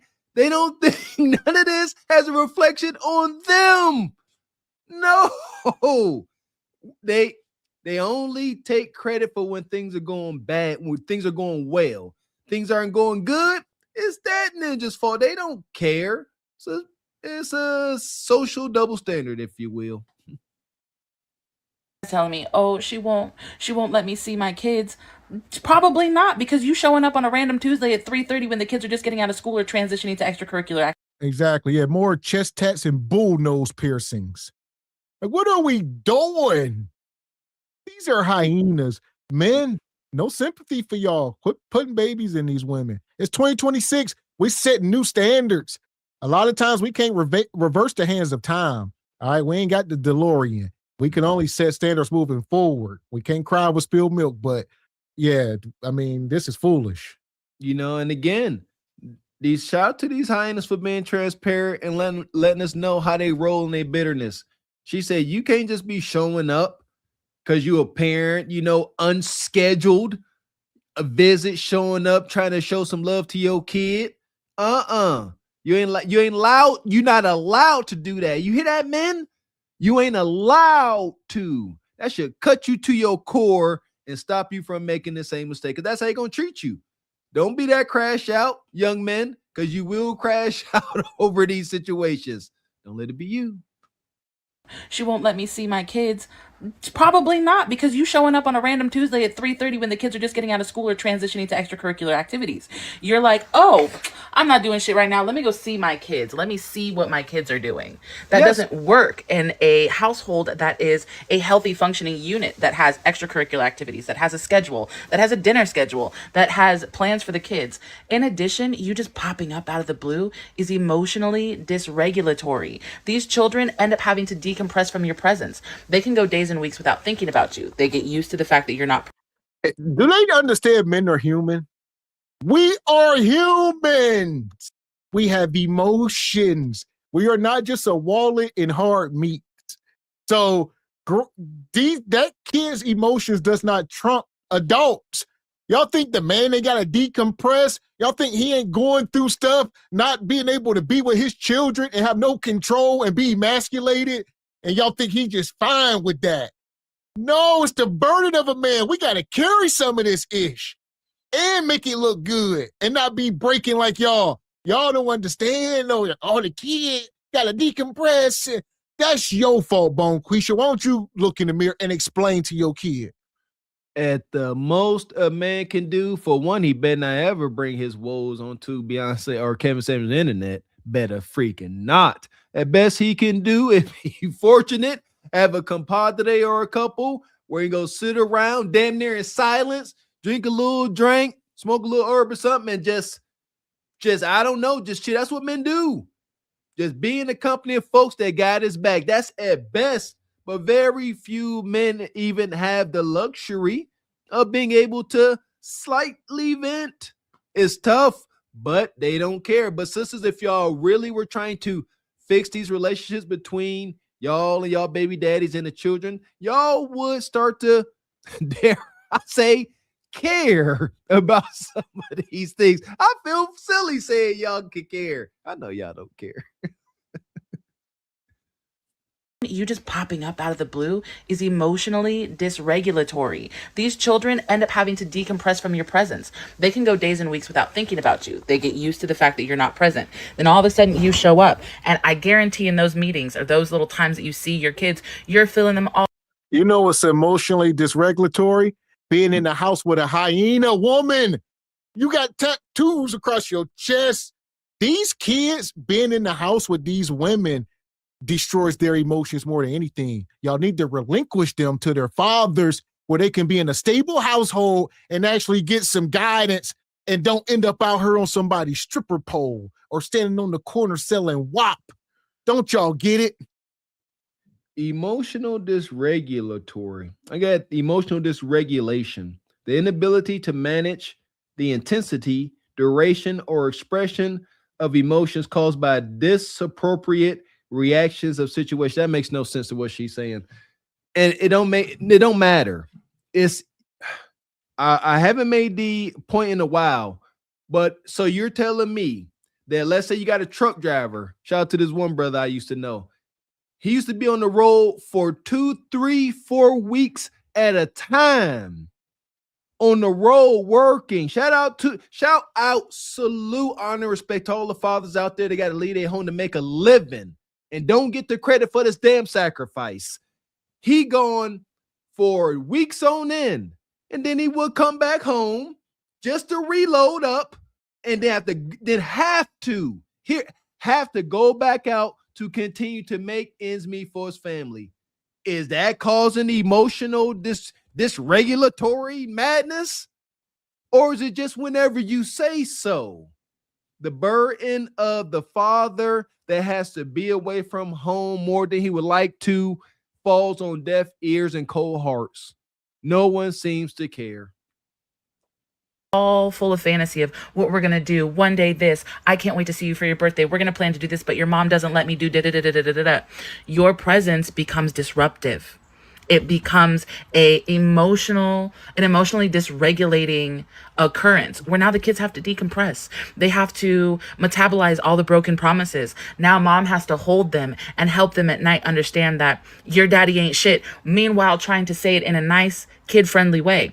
No, nobody is letting you see your children. Duh. But they will let you parent. Happily so. You want to be a parent? Well, here we go. We just seen that baby crawl. She got newborns. There's no way you got newborn kids and the daddy ain't ish and the mama ain't. You got to be not ish as well. We are not talking about grown children. Like we sitting here like, yeah. No, you just slept with this man. How ain't he not ish? What are you? Do y'all not understand that your womb is one of the most precious things on earth? You would just relinquish it to a ninja that ain't ish? Y'all won't even fix him a hot plate, but you will give him some kudaka? That's crazy as hell. Not to them. Obviously, they don't value it, which is wicked. That's the work of the devil, sisters. You don't value, you have the portal into this physical realm between your thighs. We have the spark of life. Yes, indeedy, but you have the portal. And you don't value it. Who should we blame for that? Your parents, your mama, your gam and aunties should instill that pride in you and let you know who you are and whose you are. Somebody need to say freaking amen. But nope, y'all mama and y'all gam and y'all female parental figures show y'all that they don't really care nor love y'all because they will let you know the last thing you do is give away your womanhood. You don't, absolutely not. Precious. That's why I keep telling y'all, we can't sit here and tell men to turn down the greatest honor on earth, which is to impregnate a woman. In the animal kingdom, male beasts perish for the honor. They fight to deletion. But here, y'all give it away willy-nilly and then wonder why we got willy-nilly outcomes. You want to take kids to doctor's appointments. You want to pick them up from school. You want to drop them off from school. You want to help them with their homework. You want to help them when they're sick. Yeah, you can parent. You have a room for my child. They have their own bedroom there. They're cared for. They eat well when they're with you. Yeah, you can parent. Nobody's going to stop you. But just popping in to see the baby like they are a zoo exhibit, yeah, that's where the problem is, boss. These are the signs of a deadbeat dad. When he get mad at you, he stop taking care of the kids. He think that it gonna hurt your feelings because he stopped buying Pampers. He stopped buying clothes and shoes. You a mama, you already gonna do that. So him not doing it, make him look bad and not you. Number two, he get mad when another man taking care of his kids. If you ain't doing nothing for your kids, what you think the kids gonna do, sit there and not have a father figure? She want a real man that can step up to the plate. And don't get mad because you looking crazy in the face because another man doing what you can't do. Man. You are a false prophet, and security, take him out of here.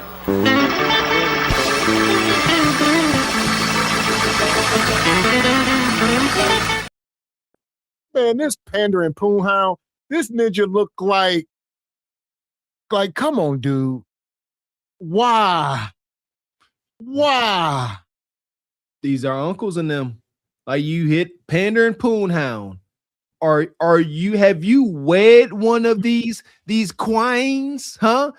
Are you that guy that's taking care of a nug seed, being all responsible and stepping up to the plate?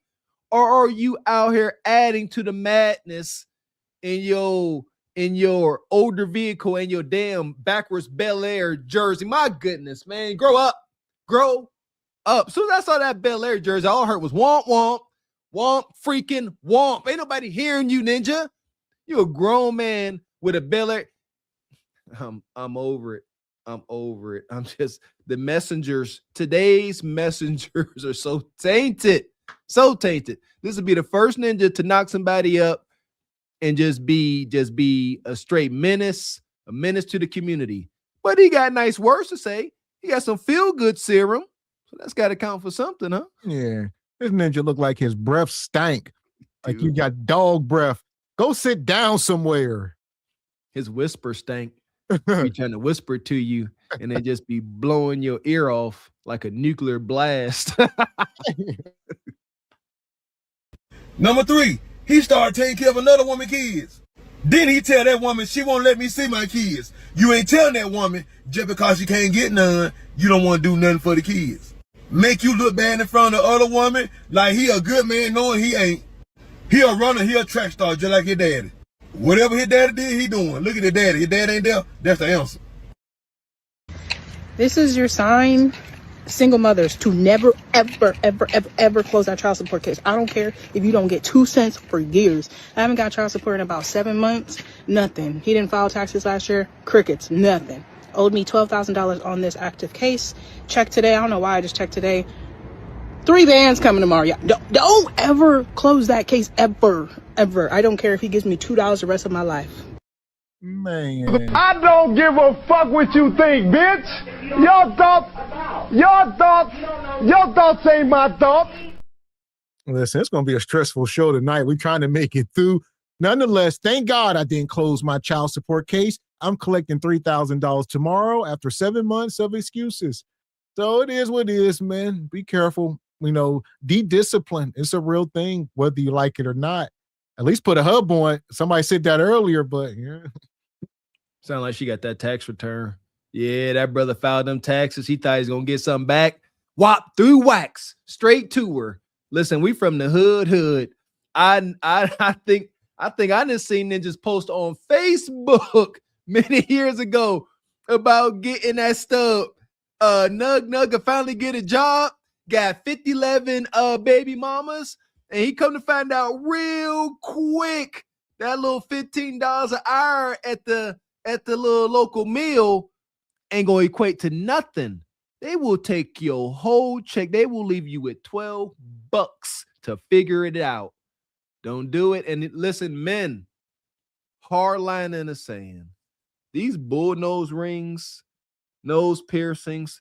Do you know what that bull nose ring is the only way you can control that behemoth beast by causing it discomfort. So you lead it with that because it's uncomfortable. It's going to come where you go. If that woman got that bull nose ring in her nose, leave that alone. Ain't nothing you can do it. She's telling you you can't control her. That's what it's a symbol for. You can't control me.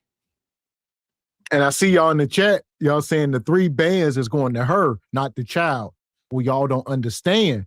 It was supposed to be for the child, but he owe her now because she done had to come out of pocket for, whatever, some extra curriculars, after school, sports, cheerleading, anything. So Bonquisha been tallying up. So yeah, the money was for the kid, but now she had to spend her money. It's Bonquisha math. Long story short, it's her money now. Exactly. Yeah. She got to care for her child, and she can't care for her child properly if her hair ain't got, freshly bleached blonde and she ain't got a new nose trinket. She need those things to probably care for her kid. Man, and EV says, Gav, I need that shirt. Add the Leering Center to it. Lyrics. Shout out to the Somalians. God damn. Mr. Walker, I've yet to hear the term karma used when an individual benefits from something good or positive that happens. Okay, I can see though, G. Shout out to OG Rich. I hate letting up. I can see. There you go, because people use words like blessings and stuff like that when something good happened. Oh, that was a blessing or whatever the case, and they never use words like karma. So See, I like karma. I'm looking to it. I can see, though, I'm gonna stop using it. So you stop fussing me. I can hear your voice. You fussing me out. There you go.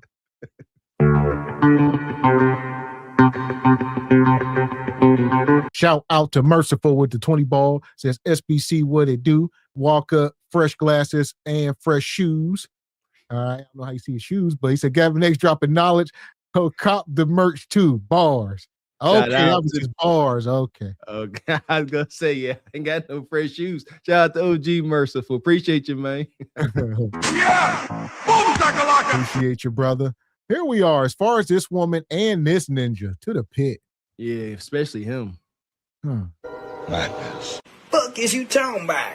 This is Sparta! You got to know when to hold 'em, know when to fold 'em, know when to walk away, know when to hide.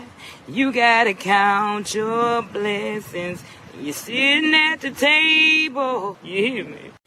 Ooh, child, things get brighter. Yeah, I'm tired of these panders, man. We calling them out. We got to. Tired of these dudes coming up here, acting like all dudes are bad, and they ain't thinking about marriage. They ain't thinking about no serious relationship. They're not doing anything to be good for the group. They are self-serving narcissists, just like the Bone Quisha they trying to defend and hunch on. That part. Here we are. We talking about broken homes, out of control kids equals failed parenting. We being honest tonight, folks, on both sides. And I'm going to bring this woman up because she's going to be talking about parental alienation. Talk about it. Ladies, it's a Fit Siren here. Let me tell you about parental alienation and how my ex-husband utilized these alienating behaviors all throughout our 3-year custody dispute. First, parental alienation is the act of one parent attempting to turn the child against the other parent through manipulation, criticism, or other negative behaviors without reasonable justification. The strategies used include denying the child access to the other parent, encouraging disrespect toward the other parent, or forcing the child to cut ties with the other parent. And also, let me add, parental alienation is a form of child abuse. Amen. Here are the 10 signs. Well, here we go. Hell! Let's be honest. 99.9% of the time, it is women using this as a weapon. She's acting like men are. She act like her husband doing it, even if he is. That don't disprove anything. All right. Very few men. It's majority women because they are the custodial parents majority of the times, and they weaponize that. Alienate, like she said, manipulating the kids, in various ways. Normally he's doing very little men. That's a feminine trait. It's not even respectable. So shout out to AI. I think we got some lies here. It says both mothers and fathers engage in parental alienation in roughly similar proportions. You know what? I guess it's saying 64. It's like a, how's that close? It's like a 70, 30 split. That's why I don't know. But nevertheless, she talking about force. And I would say, I don't even know where they get that data from. Yeah. Well, we believe AI or our observable reality. We've never seen men act like this, especially in mass. If you see one man act like that, he gets stomped out. That's shout out to last night's show. We hold each other accountable. If I seen one of my brothers or whatever back in the day, and I seen him acting like this, alienating, I was like, what you doing? We got to, you going against, brother, what you doing? This ain't good for nobody. We don't have a guy in the credit echo chamber. We got to fix problems. Shout out to the OG Rachai. When men see problems or issues, we can't let it go. We got to correct it. That's how we roll. And ain't no forcing. That's the insidious side of it for the women. The woman, she don't force anything. It's extremely covert. She don't have to sit there and say, don't be nice to your dad. Don't do this. She don't have to say anything directly to the child at all. All she got to do is make sure that child is constantly within earshot of her nonstop barrage of insults and emasculation, and it's done. She don't have to say nothing to the kid. And so then the course, oh, did your mom ever say this to you? No, she didn't. But that's all I hear. You see that? It's wicked. Yeah. So most of the times when they on their phone with their girlfriends, that ninja ain't ish. I don't know why I had a kid with him. He don't take care of none of his kids. He stank. You know, he a deadbeat. I bought all the Christmas gifts. You know, he don't do nothing for my baby. And they just say this stuff. If you are hearing this stuff year after year after year, by the time you're 10 years old, you can build up a disdain for a man you don't even know, a man that loves you. All right? But he don't love your mama, so now you got smoke. And well, I don't know how to word it, but women and men out there that may have strained relationships or looking young men and women that have strained relationships with their father, understand something. As you get older, your father becomes much, much more beneficial with life lessons and things than your mom. And I say that with the utmost. You can't replace a mother. At the very same time, I'm telling you, y'all, young men and women out there, do not sever that relationship. Find out the truth for yourself. Find out the truth for yourself, because you may have one of the greatest assets you didn't know you had. Do not sever that relationship. A lot of these stories are coming out now where these sons and daughters are growing up like, wow, I had no idea that my father was this good guy. And now that he ain't got emasculation beating down his back, he can be the asset to you that you need. Don't let up. Signs of parental alienation. General bad mouthing of the other parent. And this has been done by him to his leadership to keep them from helping me. 2, making the targeted parent appear dangerous or sick. 3, sharing the custody case or child support issues with the child. And my ex-husband consistently admonished me about child support even though I was in compliance in front of our son over the phone. 4, accusing the targeted parent of not loving the child or preventing the child from displaying love and affection to the other parent. My ex-husband would get all the way mad because my son and I said, I love you before we hang up the phone. So he began to interfere with that by putting the phone on speakerphone, overhearing our conversation. Okay, what it appears we got here is some rogue hyena, and she done lost custody of this kid. So this is a rare case where the mom don't got custody, and she probably some stripper, something wild. And in these cases, like I said, this is not the norm. But the dad probably is saying wild stuff because you evil. And he know you, like you said, you out running the streets. Y'all ended bad. You probably served him all kind of black pills. Here's what it is. It's a broken man, but it happens, granted, but it could be warranted. You don't seem like a good person. You seem cold. You seem very much cold. I'm gonna bring Rugrats back, like Angelica's mom off of Rugrats, just cold businesswoman. That mom exists. Oh my goodness, I could not imagine dealing with that. They just don't have motherly instincts. And there's nothing wrong with a woman that don't have motherly instincts. Just please don't become a mother. That's all. But it sounds like she did. She either that lady of the night or she just some high-profile businesswoman. She out here making moves, moving and shaking, acquisitions and mergers. And now the dad got the kid. Shout out to Peach McIntyre at Woods. It happens. And hanging up the phone automatically before we could even say I love you. 5, defaming the targeted parent in front of authorities. My ex-husband and I used to be in the same unit, which is a military police unit, and I'm almost 9 times out of 10 positive that he has defamed my character, made it appear that I am the problem to his leadership. And in all actuality, it's him. 6, restricting visitation or withholding contact information. My ex-husband left the United States with our son without my consent and went over to Japan.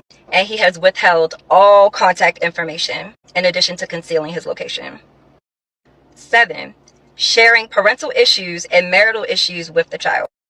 8, making negative remarks against the targeted parent's new family or extended family.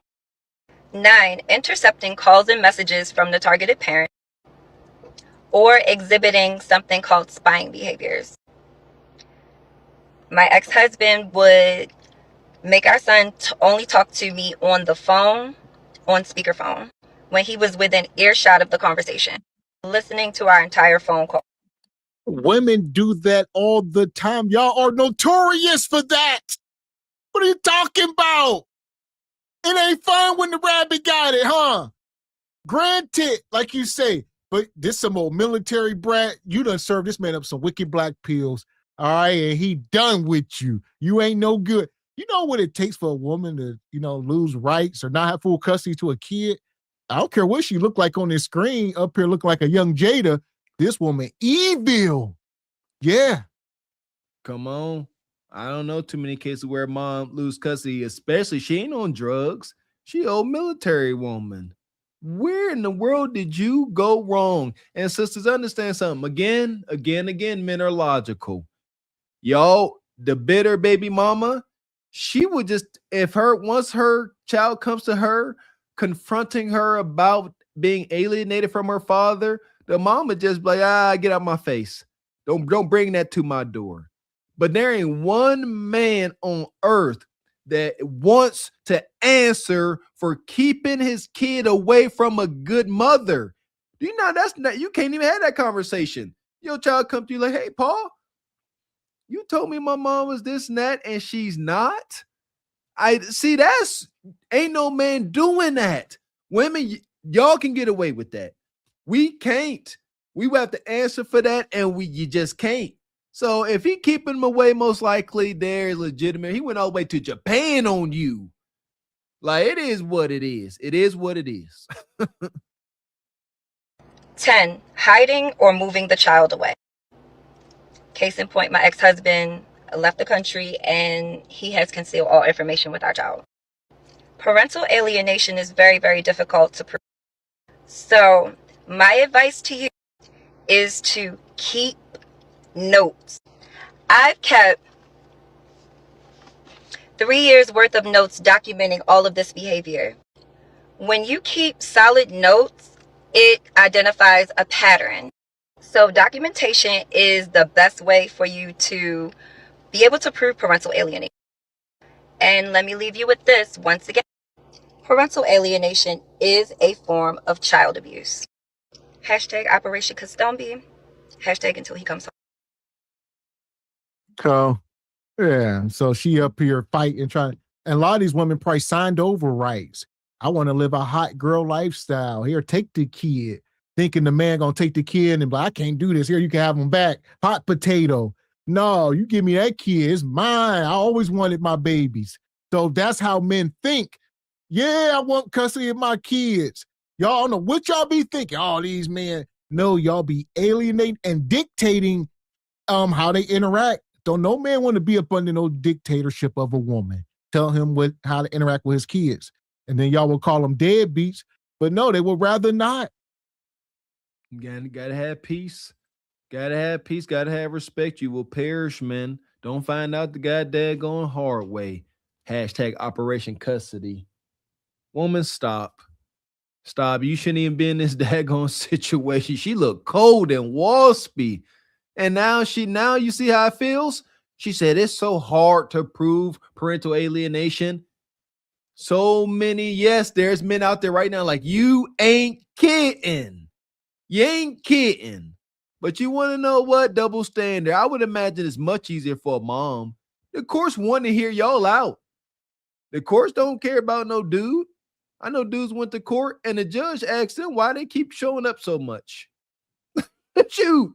No, it's on your side. And the fact that you losing this, like Mr. X said, must be some evil afoot. Man. And Frederick Howard says, karma is Cardi B losing $60K from her credit card. Take that, take that. Oh, poor Cardi.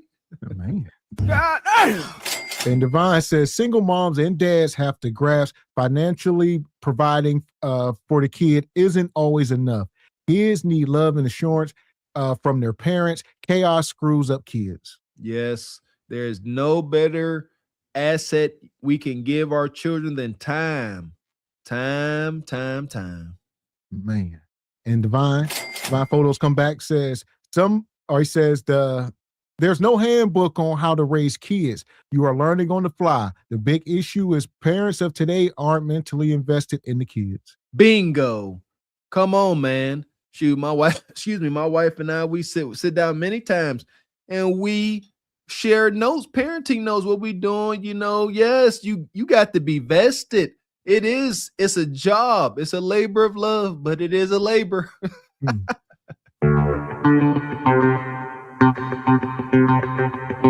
And shout out to the Tax Master, dropped the 20 ball, says, what's up, SBC Nation? It's been a minute. It's been a while, Tax Master. Good to see you. Appreciate you, brother. Yeah! Boom, shakalaka! Coming through. And Brother David with the 10 ball, says, for him to be able to leave the country like that, he had full custody.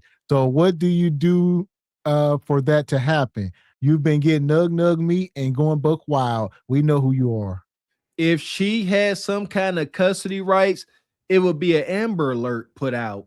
Yeah, you can't just do that. Not even a mom can't just do that. You can't just leave the state, let alone the country. Oh, they would have been looking for that ninja. Yeah, you done messed up big time, waspy woman. That part. And for that, we're going to roll her into the sub. Bye.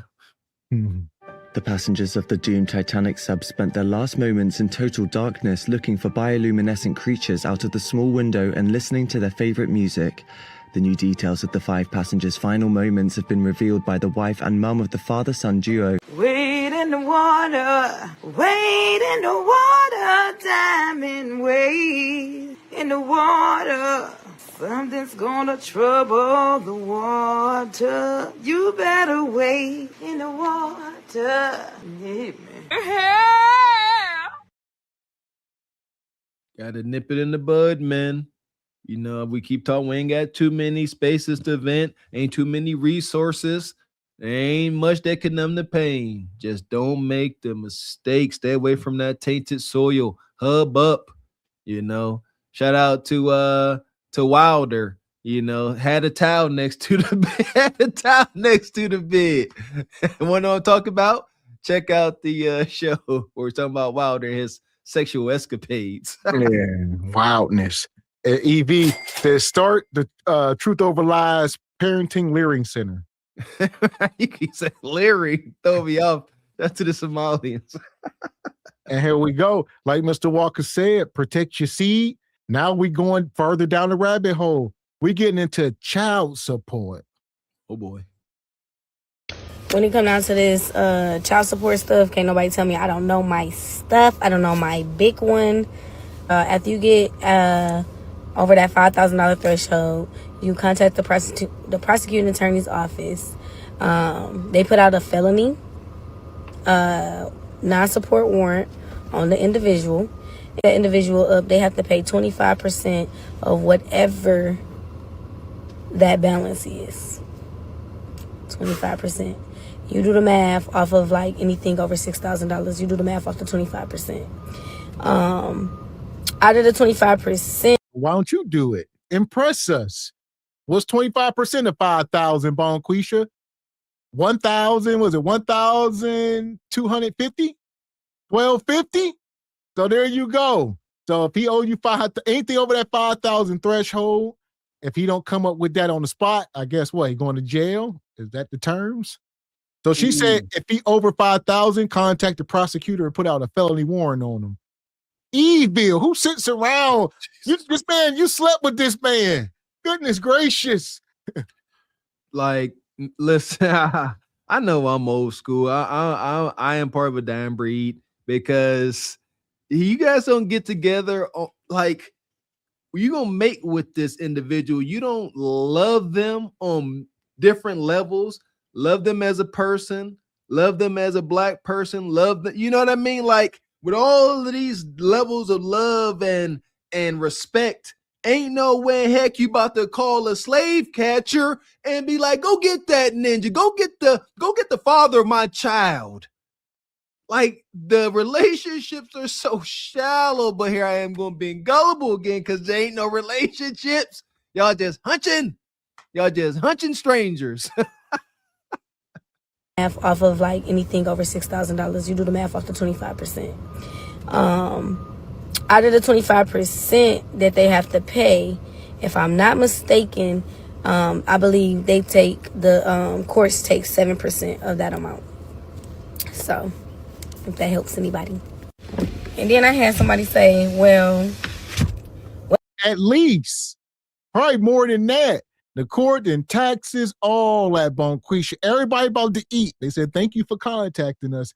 Now we all got our fangs out. What is Ninja at? We all need our chunk of flesh. Where he at?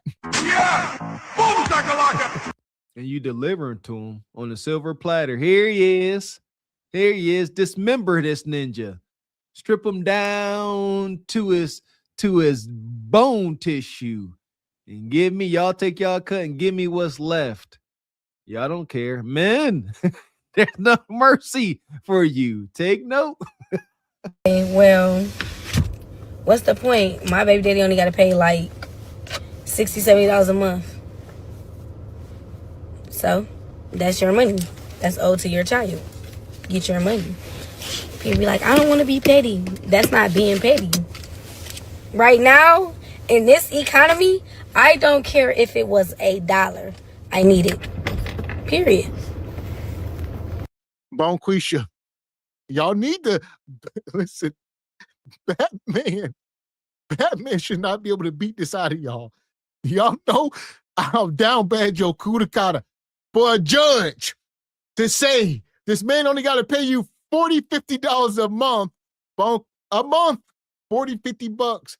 Bonquisha, especially if y'all ain't like fresh out of high school or something. If we talk about grown folks, that let you know what kind of man you made it with. Congratulations. Your kudakata worth $40 a month. What are we talking about? Jeez. It is sad. That's sad. Think about it. Your kudakata worth a hot 40 a month. Come on. Self-reflection is beautiful and powerful. Don't look at it that way, though. If it's just $1, I needs that. Oh, what you gonna do? You gonna get don't they got cards now? You telling me you're gonna be all right with this card? And you're gonna check the balance. It's gonna say your balance is $1 petrodollar. What you gonna do with that? Do better with your kudakata. Man. So you think your life fucked up right now? Let me tell you a little story. So I've been on child support for 17 years. 17 years I've been paying child support. I've been having my son for the past 4 years. He turned 18 in August. He graduated in 2.5 months. I'm still paying child support to this day. I'm still paying child support to this day. At first I was mad about it. At first I was, this shit gotta be a scam. This shit ain't legal. This shit, like, you know what I'm saying? Because I was doing each and everything to try to figure out, like, why is it keep going on? Like, why is I'm still paying child support? I'm going from back and forth to court, back and forth to court. Yeah, because they want their money on this is wicked. Like he said, he done had custody of his kid for at least 4 years now, and he's still paying this woman child support. Yep. Like, what the hell, nah? Yeah. He lived with me. He with me. I got the custody. And I'm still she should be paying me. You got to show up. You got to go down there and you have to tell them. Yes, you got to go down there and tell them that, hey, I got custody. They know. They know you got custody. But yeah, come on, somebody out there know. They know you got full custody. It's right there on their computer screen. And they also see a child support order attached to it. And they dare not move it until you show up in person. Yeah. Yes. Do you not see, men? They keep telling you to your face. This ain't got nothing to do with doing what's right. Long as we keep getting our cuts. That's all. You got to show up. Back and forth to court. Talking to the judge. She telling me it ain't nothing she can do. How it ain't nothing you can do when I have the child. When the child lives with me and I'm still paying child support, right? Hold on. There's a difference between the child living with you and you having custody. If the judge, you going to court and the judge say ain't nothing we can do just because the kid lives with you, you have to establish custody in some form or fashion, however you got to do it in your state. But you must not have done it.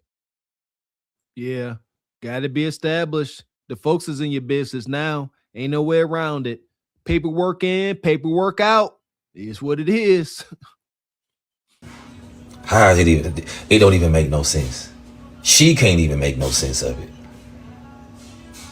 She couldn't even make no sense of it. So the thing I did was I just kept pushing. Even though I know, like, okay, this. And men understand stuff we learning. You don't just have this parental rights and custody just because you have a kid with the woman outside of wedlock. Now, once you marry, both parties instantly have equal paternity. That is established with being married. That's why it's the only way to really do it. You ain't got to go through all this minutia. But if you are married, it's already established. Y'all have 50-50 custody of these children that were born within wedlock. But when you don't, normally they go to mom, she's the custodial. You don't have those rights. So you have to establish custody because y'all were not married. It wasn't established. So even if you take the kid and live with you, so if the kid's 17 now, he said he had the kid since the kid was like 13, 12, 13, kid was a teenager, you didn't establish anything. You just transitioned the bedroom. See that exactly. And you got to eat it, brother. It is what it is. Sound the alarm, so that young men can learn. That's what we doing, but you got to eat that, brother. You'll be all right, Ninja. It's got to end one of these days. It's got to end. It's got to stop one of these days. So I just kept pushing. Yeah, at times I was getting mad. At times I was complaining. Let me tell you something, right? To this day right now, I'm having to still come out my pocket to feed him. I got to still come out my pocket to pay his senior fees, his prom fees, cap and gown fees. I still got to come out my pocket to paying all this stuff with no help. Ain't nobody offering no help. His mama, she over there getting the child support money and she still ain't doing shit with the money. She don't even help out at all. She don't even call and be like, hey, nothing. Relax, brother. So if you think you going through something, how you think I feel? I mean, I've been going through this shit for the past 4 years. And I just keep waking up every day, still doing what I'm supposed to do. Still grinding. Still getting up every day. In days I be like, man, fuck this shit. In days I be like, I don't want to do this shit no more. So you just got to keep going, keep pushing, because your time gonna come. You can't be lazy though. You got to get your ass up. You got to do something to where it's gonna get you to grow. It's gonna get you better. Every day I wake up, I'm doing something to try to make some kind of extra money, some kind of money somewhere, so I won't be even worried about that. Amen. And there you go. And it's a blessing to have your kids. Granted, you want them from the start so you can always instill all those values in them. I mean, it's kind of rough, like he said, getting your kid at 13 years old. So that's why it's not really a labor of love for him like it should be. You shouldn't be worried about nothing but getting the best outcome out of your kid, no matter if she held the hell with her. But he's sitting here and got this kid that might be a little disrespectful, might be a little bit ungrateful, whatever the case. Don't get all your values that they should have by this age, and that's a real thing. Yeah, especially a son. Goodness gracious. What is the rule? Up until about age 5, boys and girls belong to the mom. After that, up until about 12 or so, they belong to the father. And after age 12, society and peers tend to have an overwhelming influence on the kids at that point. So up until about 12, you like say 13, ooh, puberty, hormones, don't know which way is up. Ooh, bless you, brother. Bless your bones.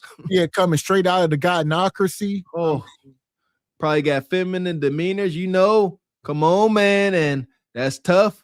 That was a big thing, that young boys born into single mom households, they don't know how to accept correction from a man. They ain't used to dealing with that bass in the voice. I dealt with that being an athlete. I had to learn, if you were not a brutish monster of a man when I was younger, I would try to dominate you. I had to be around brutish men, but then I had to mature and realize the flaws in my way. Shout out to Coach Jacobs, man. Like it's tough. It's a tough road to travel at 13. Golly, coming from the gynocracy in today's day and age. Bless you, brother. That part. And we got some super chat. Shout out to Sister Dee, been a member for 4 months. Says, imagine if she did this much research in birth control. Ha ha. Shout out to Rachel. Says, Gavin, it's 1,500. That's 25%. We was doing 5,000. Yeah, not 6,000, it's 5,000. So you're correct, Rachel. Money. Shout out to David Ford. Says, and then when he goes to jail as a felony on his record, when he gets out, how do you expect him to keep paying because he has lost his job opportunities because of having a felony? Stop being dumb. They don't care, David Ford. They want to see you dragging your knuckles. Talking about God. Appreciate you, brother Frederick. Says, we be learning at Messy Michonne Live. She knows who's BIs because she's the one too. Excuse me. Shout out to Messy Michonne. Here we go. Because at the end of the day, she gonna be hurting when he graduate, when he turn 18. It's gonna affect her. It's gonna be up from here for me. Because it's still up for me right now. So if you think you're going through something, just keep pushing. Just keep going. It's gonna get better for you. It's gonna get better for you. Don't sit there whining about it. Just somebody always going through something worse than what you're going through. Which I know somebody going through some things worse than what I'm going through. It's just one thing I'm going through. I got a whole lot of other more worse shit than this that I'm going through. But I just keep pushing. Because everybody going through something behind closed doors. So keep pushing and let's get it. And another thing, don't ever be a man thinking that you're going to comfortably complain about child support around me. I just spent almost a band on AAU for my son to play basketball for only 3 months, and that doesn't even include the uniform, nor any of the things that he needs to play basketball for the 3 months, let alone the fact that he's not even going to fit the same pair of sneakers 6 months from now. You chose to do that. Granted, is the kid any good? That's my first question. Is the kid any good, and is he trending towards the NBA? Do we know the stats? What's the stats, Bonquisha? We need to know these things. Where are the stats on AAU kids that make it to the NBA? College kids, let's break down all the numbers. Would that $1,000 been better served than you putting him in a STEM class or some type of robotics or engineering or something to help maybe buy him some podcasting equipment? I don't know, hell, whatever. But no, AAU, here we are. Listen here. We all about pouring into the kids, enriching the kids. The kids are the future. At the very same time, my wife and I had this conversation with our kids. We ain't about to sit here, be paying thousands of dollars for stuff that these kids ain't got a passion for, that they're not delightfully obsessed with. $1,000 for a quarter of the year? I need to be annoyed with how much you out there shooting them hoops. I need to be annoyed at you always talking about sports stuff. Shout out to Mailbox Sports. You need to be obsessed. You need to show some passion and initiative. Like Ms. X said, we ain't doing stuff just to do it. I don't agree with that. That drives me nuts. Oh, my kid doing this, my kid doing that. They ain't excelling anything, and you are hemorrhaging money. It's for naught, and you stressed out. The kid can't even enjoy it. Because every time you taking them to games and stuff, you halfway cussing them out because of the inconvenience it's causing you. Come on, man. That ain't life. Yeah, pity on the parent that got their kids doing all these activities. It ain't in your budget, and it's just turmoil and just bad energy surrounding the events and the sports. No, you can't afford it. Your burden as a single mom say, look, $1,000, I don't have it. I don't have it. Or you do and shut up. Because if you were good, I would not have to pay. There would be AAU teams beating my door down trying to get you on a team, and they will be giving me some damn money for you to come play. That's how it works when you are excelling and excellent. I can't just pay this money because you want to join because your friends is on the team and you're going to ride the bench. No, if you were really good, we will be getting calls, emails, DMs, knocks on the door, all that. Man, I didn't know that, Mr. Shout out to you, brother, for that. There you go. So now those out there that know that may be getting into that, it just don't be doing things just for the looks. That's a part of our problem too, man, for all my kid and all these things. And it's for freaking not. Yeah, okay. Good information, Mr. X. My son to play basketball for only 3 months, and that doesn't even include the uniform, nor any of the things that he needs to play basketball for the 3 months, let alone the fact that he's not even going to fit the same pair of sneakers 6 months from now. I will never make you losers feel comfortable about doing the bare ass minimum of paying child support for your children. Why do y'all not want to take care of your children? Why do you not want to offer them the highest level of financial support you can give them? Oh, because y'all hate the mamas more than you like your kids. You put me on child support, that is you telling these people that you don't think that I am a good enough father to do what I'm supposed to. So by law, all I will do is exactly what you told these folks that you think that I wouldn't do. I'm going to pay you your money. Good luck with the kids. I'll let you know. I'll let the money raise the kids. Do you want money or do you want a productive son? If we ever come to that point, you're going to have to make a choice. Yeah. But I won't do both. And I stand on that to every dude who's been a good father. Been a good father. Yeah. Now, if you're a piece of shit, man, don't even listen to me. I ain't talking to you. Yeah, fuck. All right. That's the context. So he say, if you take him to domestics, put him on child support, he don't want nothing to do with you or the kid. I would say, man, we can't be that bitter or emotional. Still you'll see, like I said, son or a daughter. In this case, I guess they talk about a son. No, I don't agree with that.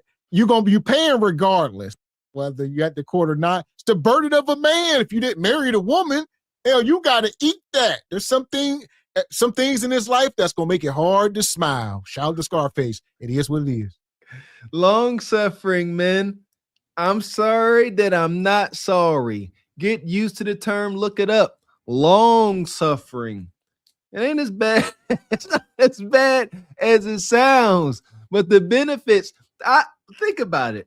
If you think about all of these sculptures, the statues that us as humans, the folks from the past that we dare to immortalize via statues, that man or woman has had to go through periods of long suffering to get that statue.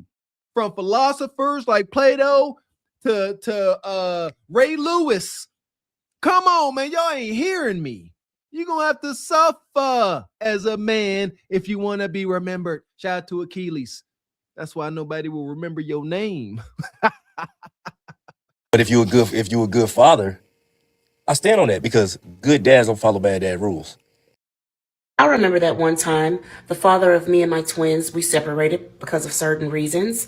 And I said, look, I know that you're working offshore and stuff like that. I got the girls. Just give me a little money on the side just for their necessities and their medical, and we'll be good. We can keep this out of the court. We don't have to, it don't have to get crazy, right? And then he told me, no, fuck you. If you do not want to be with me, I'm not giving you shit, and you're going to have to take me to court and fight me for it. And I said, okay, cool.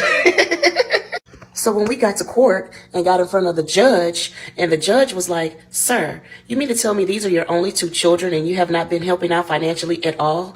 And he said, yes. And she says, okay, well, fine. You're going to pay $1,900 a month from here on out.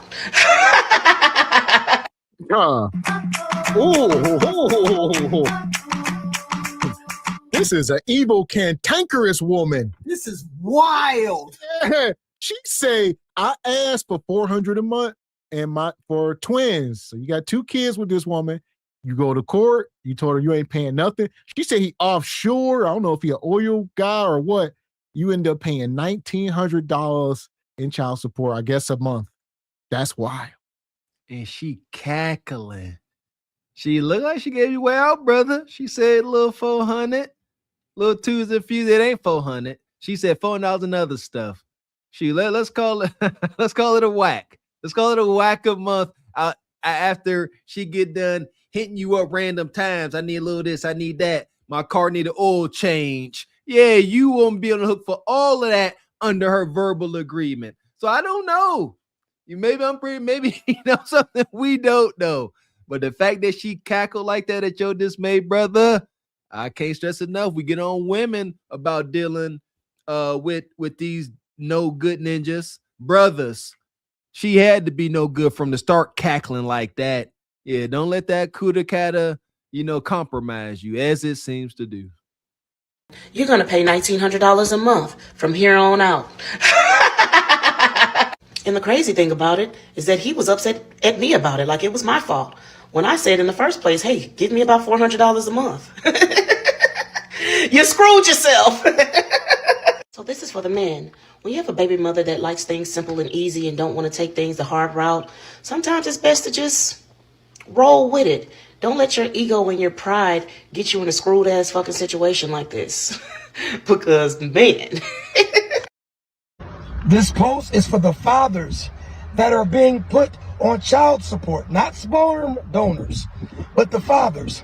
Once these women go down to this courthouse and they put you on child support for no other reason than because they can, or because they're bitter, or because you moved on, or because they're pocket watching and they don't like the fact of how happy your life is and the fact that they have to actually be a mother, I don't care if the judge allots them $36 a month. Once they go down there and they fight tooth and nail and go through all of the loopholes and BS that it takes for them to get you on child support, don't you do anything extra. The judge, the man who went to school to make logical decisions based upon who should get what, he did all the paperwork, all of the research. He's in that position to say, this is all this man should be doing.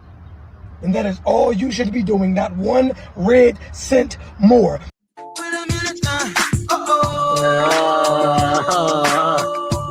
Man, that's the second guy here to say it. Don't know. Are these I know y'all content, are these talking points or what? I don't know, man. Like you said, I think a lot of stuff come down to behavior, not just the actions of a woman.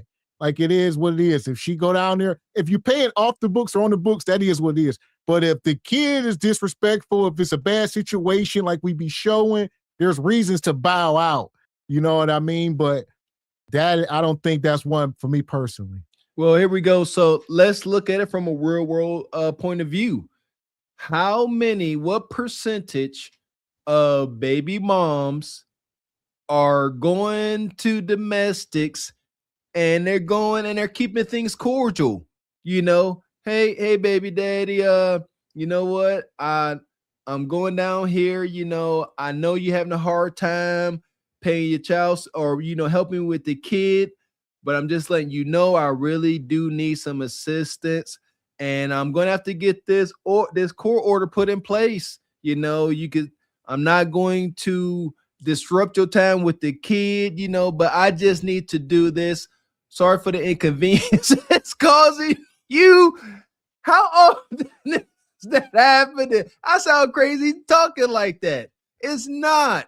So with real world context, most likely it's all foobar before they even go. Like you said, Mr. X, utter disrespect, extreme emasculation, utter disrespect. And they're like, you know what? Since you want to just go ahead and really try to cut my cojones off, F you in this whole situation. I get it, but we need that context. But I think the context is there. I don't know how many baby mamas going to domestics and things are cordial and they really just trying to right some wrongs. I ain't never seen it, but we from the projects. Maybe I'm wrong. And the title of the video says up there, once you take a man for child support, don't expect any more money. He said, he don't care if it's $36, you ain't getting nothing else. So granted, if you're in a bad situation with the woman, like I said, if y'all at the courthouse, more than likely it's toxic because y'all should be able to work these things out as adults in most cases. So most people that's at the courthouse, like you said, y'all done is beyond repairable, I would imagine. So yeah, I guess y'all both are staunch in that. It just is what it is, right? I don't know. Depends. Do you love your kids or was this a one night stand? Like some of these men don't know these kids. They'll knock a woman up. They don't have any ties to the kid outside of a bloodline, which should be strong enough. But if you don't have, time spent and all that type of stuff, y'all don't have a real connection. It's a lot of hatred in the room. I get it. Listen, and we know some truths nowadays. Shout out to Truth Hurts. Shout out to the wild brother House of Hypocrites. He told his story up here on the internet. He said he would deal with women and he would tell them to their face, yeah, I'm gonna skeet up in you. All they said, but I ain't about to be no dad, and they still would let it happen. Then he would give them the money to take care of the kid, wink, wink, and they would do it or wouldn't do it. But he like, I don't know what I'm not about to be around. So like Mr. X said, relationships, imaginationships are so wonky today. This typically is the case. The guy don't know what's going on. He like, look, we was just beating and skeeting. And you talking about child support, deadbeat days? I ain't even know dad. Whatever the judge deems that's what she gets, that's all that you do. Because she went out of her way. You're not a sperm donor, you're a father. But because she feels like she doesn't like what you're doing or how you're doing it, she wanted to make your life a living hell. That's cool. I hope that you get everything you need from that judge's judgment. Am I lying? Come spend my child support check with me. Boy, this weekend we had a time and it was all on that man's dime. We starting off with $7.50, so I hit it straight to the bank. I took out all that money because I just knew I was about to spend it up. I went to the beauty supply store because you know I got to look good after them funds hit. I did my hair, my makeup, my nails, and I sprayed some of my $130 perfume that I bought with my last check. Then I went to dinner at the Urban Oyster and I ordered everything that I possibly could on the menu. Because why not? He's literally paying for it. I'm a baby mama. Of course I'm gonna go out to dinner with my child support check. Next up, I totally forgot it was my godmommy's birthday, so I had to go to Bath and Body Works to get her some candles. And why would I not use the money that he gave me to do it? If it's my godmommy, then it's your godmommy too. They had a sale, 2 for $24, so you already know I copped up and bought 4 of them. Now that I think about it, I don't know why I didn't get myself some. I went to Chick-fil-A and got me a nice lunch. And you already know I supersized it and told him to keep the change. Then I came home, laid down and watched some TV. Oh my God, I was so tired after spending all that man's money. Whew. I'll see y'all in the next one. I remember when I lost my mind. It's all fun and games. So this boiled down, spending my child support check. He showed it. He sent her $7.50. Keeping it real gone wrong. That's all your kudakata is worth. You made it with a man that's all they can get up out of him. It's $7.50. And now you're going to go, I guess, she trying to be some people saying you spending all the money, she must be looking out for the women that say, it's a thing. Y'all be spending the money, the child support money on your hair and nails.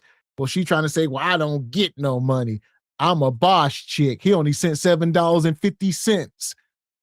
Duh. And she rage baiting. She's like, yeah, I am. She said, I'm definitely spending all of it on myself because it's only $7.50.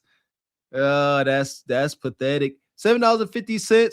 This ninja got at least 3 more baby mamas. At least. Yeah, I know that much. The more baby mamas a dude got, the more kids he got. Whoever the last baby mama, you get the least amount. They break it up. I think Country Wayne talked about that. You had the first kid might get $50 a month. But that last kid, that 4th, 5th, 6th one, he might be getting $7.50. Most diabolical. Money. Appreciate you, JB, coming through with the timbal. Says, get up. I won't let a stone steal my glory. Shout out to brother JB. And here we go. I'm going to pull this up. A lot of men out here, like I said, you got multiple kids. Be careful. Here it is. Look, bro. I'm sick right now, but look, I had to make this video. First of all, I want to say this. $18.59 an hour, 80 hours a week, $27 overtime, 4 hours over. Read it in week. I didn't make, but someone made $1,487. Overtime money, $136. Gross pay, $1,600. Pretty much $1,600. That's a lot of money. $1,600. Federal income tax, $149. That's weird because my federal income tax, that's every 2 weeks. That's supposed to be $200 taken out federal because my federal income tax, I get paid every week and they take out $100. So I don't know how to work. Social Security, Medicare, it seemed about right. Now That's you look over here, that's 2 weeks. you Is got 80 child hours, support man. 1, child support 2, child support 3, and 4. Then you got vision, dental, and core health. Now I'm saying this, look, to all the people. Then you get his net pay. Look at his net pay. Net pay $116. The reason I'm making this video is because I need all the women to comment on this video. All the women that have kids, that's got their kids on child support. Now I'm gonna ask you something.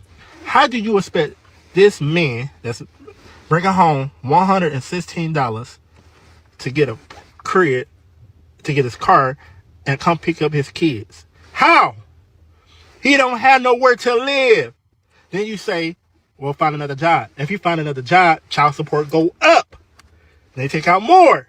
So how do you expect him to come pick his kid up, get a house, and see his kid every week when he's homeless?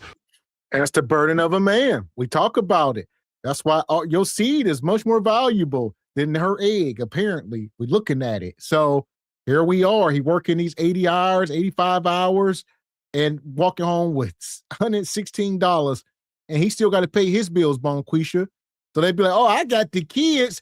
You know, they say, should a man pay a woman's rent? Hell no. He got to pay his own rent, his own electricity. Y'all should split custody of the kid and split everything, food, clothes, all responsibility split, and should nobody get any money. This is for 2 weeks. This 2 weeks pay. Where we at? That's easy $1,000. This brother paying over a total of $2,000 a month total for 4 kids. 2 whacks in child support, and he ain't got it. He ain't got it. $116. He got to live off $232. $232 a month. That won't cover some of y'all phone bill. This is why in the hood, y'all done seen it happen. The D-boy with all the kids, what he gonna do to stay out of trouble? He gonna get him a little job, and his whole check gonna be gone.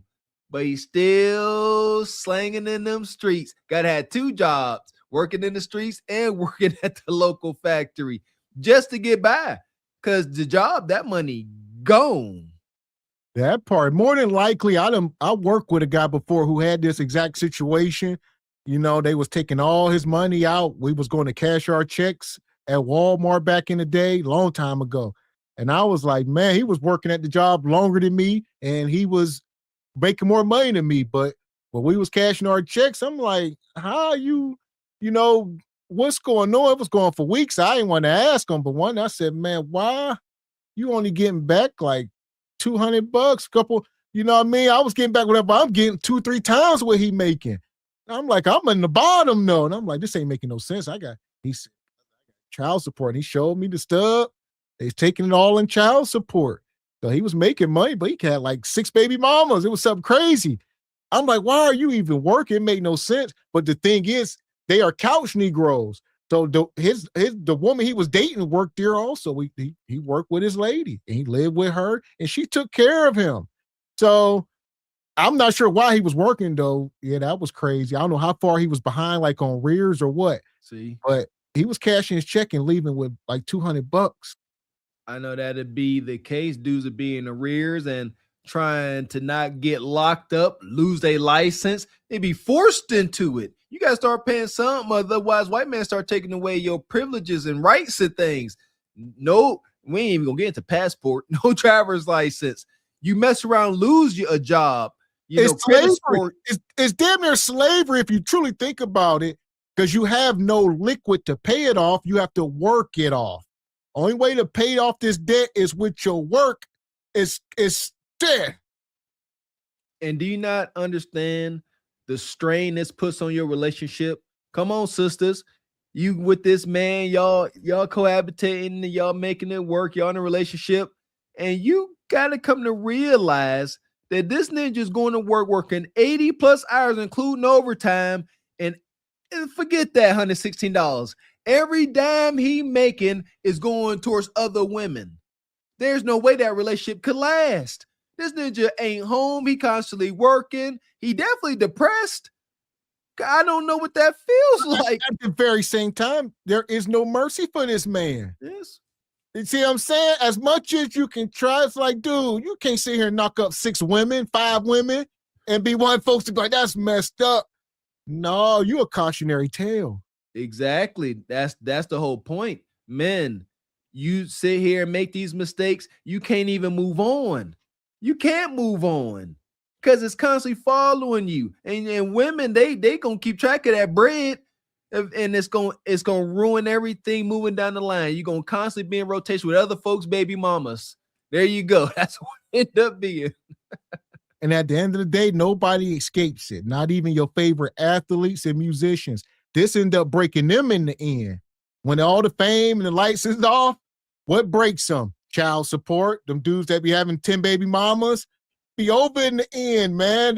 It's over. Nothing left. They just keep extracting.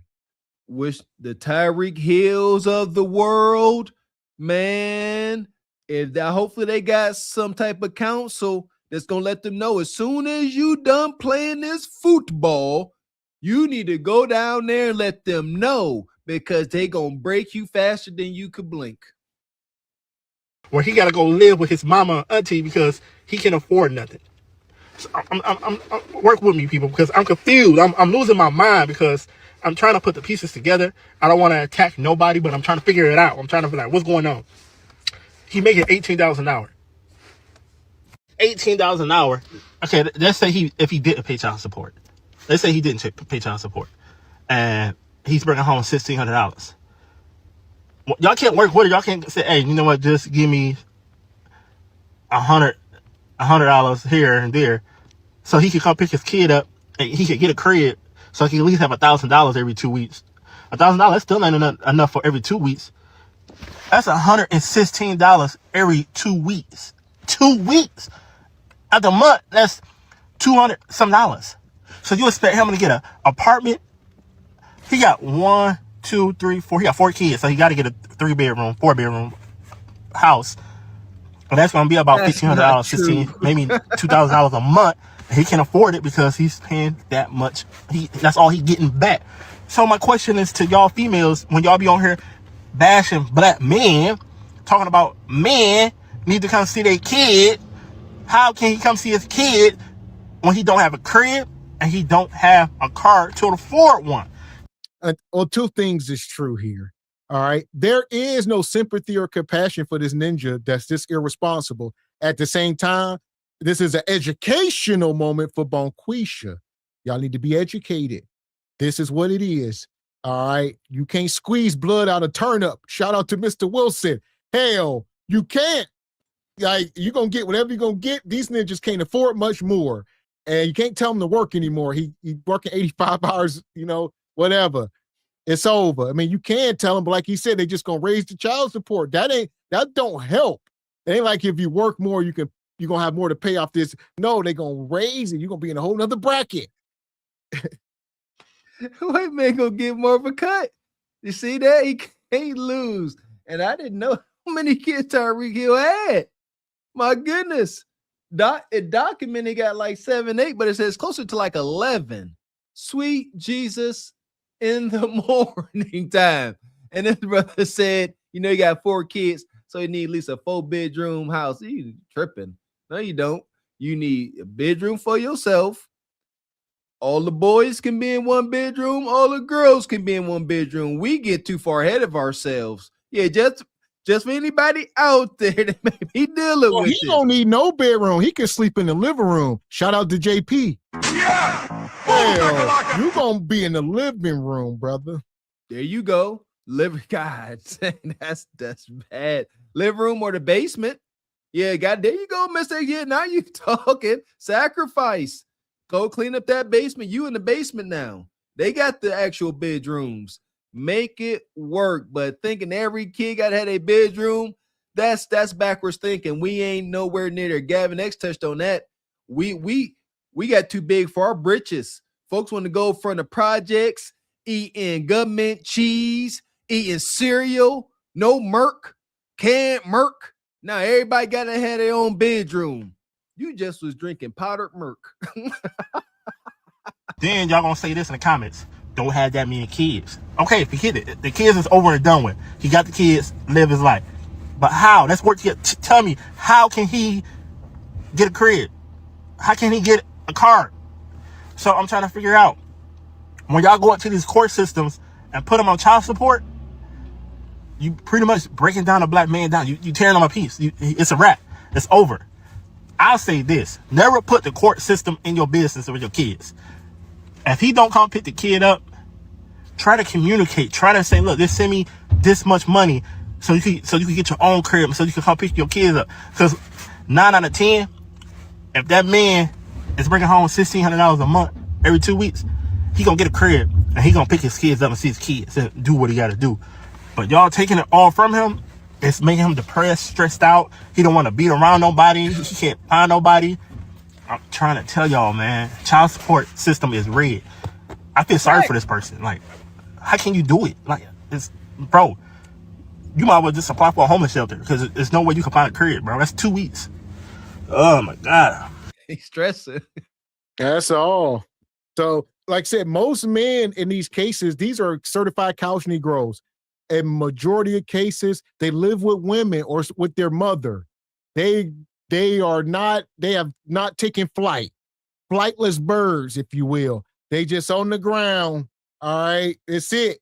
This ninja either got a woman he lived with or his mama. That's it. Failure to launch. Failure to launch. All he had good enough was a mouthpiece, a little bit of, you know what I mean, a little bit of juice, a little bit of sauce to get into some Bonquisha's panty draws. That is it, but ain't got much else at all. Yeah, this brother, he trying to sympathize. He like, if you do this to him, if you don't take his money, he gonna be there. He gonna do what he have to do. That's debatable, brother, depending on what kind of ninja we talking about. It's debatable now, but I feel you trying to take up for your brothers. Good luck. Ain't no sympathy nor empathy. It don't work. No, deal with it, ninja. Do better. That part. So we're going to take the whole child support system to the pit. Thank God. Go. Madness. Fuck is you talking about? This is Sparta! You got to know when to hold 'em, know when to fold 'em, know when to walk away, know when to hide. You gotta count your blessings. You're sitting at the table. You hear me? Ooh, child, things will get brighter. Yeah, we didn't got beside ourselves thinking everybody got to have a bedroom and you got to have bonus rooms. Y'all need to go watch some of the old classic movies. Shout out to the movie Claudine. I couldn't even watch all that. That ish was wild. But the movie Crooklyn. Yeah, Crooklyn. Yeah, y'all better stop. And ain't no luxury. Y'all got to figure it out. You got to work your way into everybody got their own space. And that's another thing. Like, that's the Viking man's way of life. We supposed to be a community. Everybody, kids, they supposed to be all locked away in their room. I'm about to trigger somebody. All the kids locked away in their bedrooms on their tablets, electronics, and they ain't saying nothing to nobody. That ain't the way it's supposed to be now. That part. Yeah, that's how it was when I was growing up.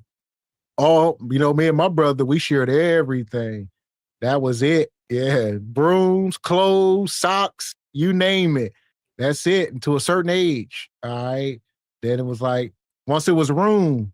All right. I can't even remember when. I think when we get our own room. After my sister got pregnant and my mama kicked her out, it was more room. I think that was it.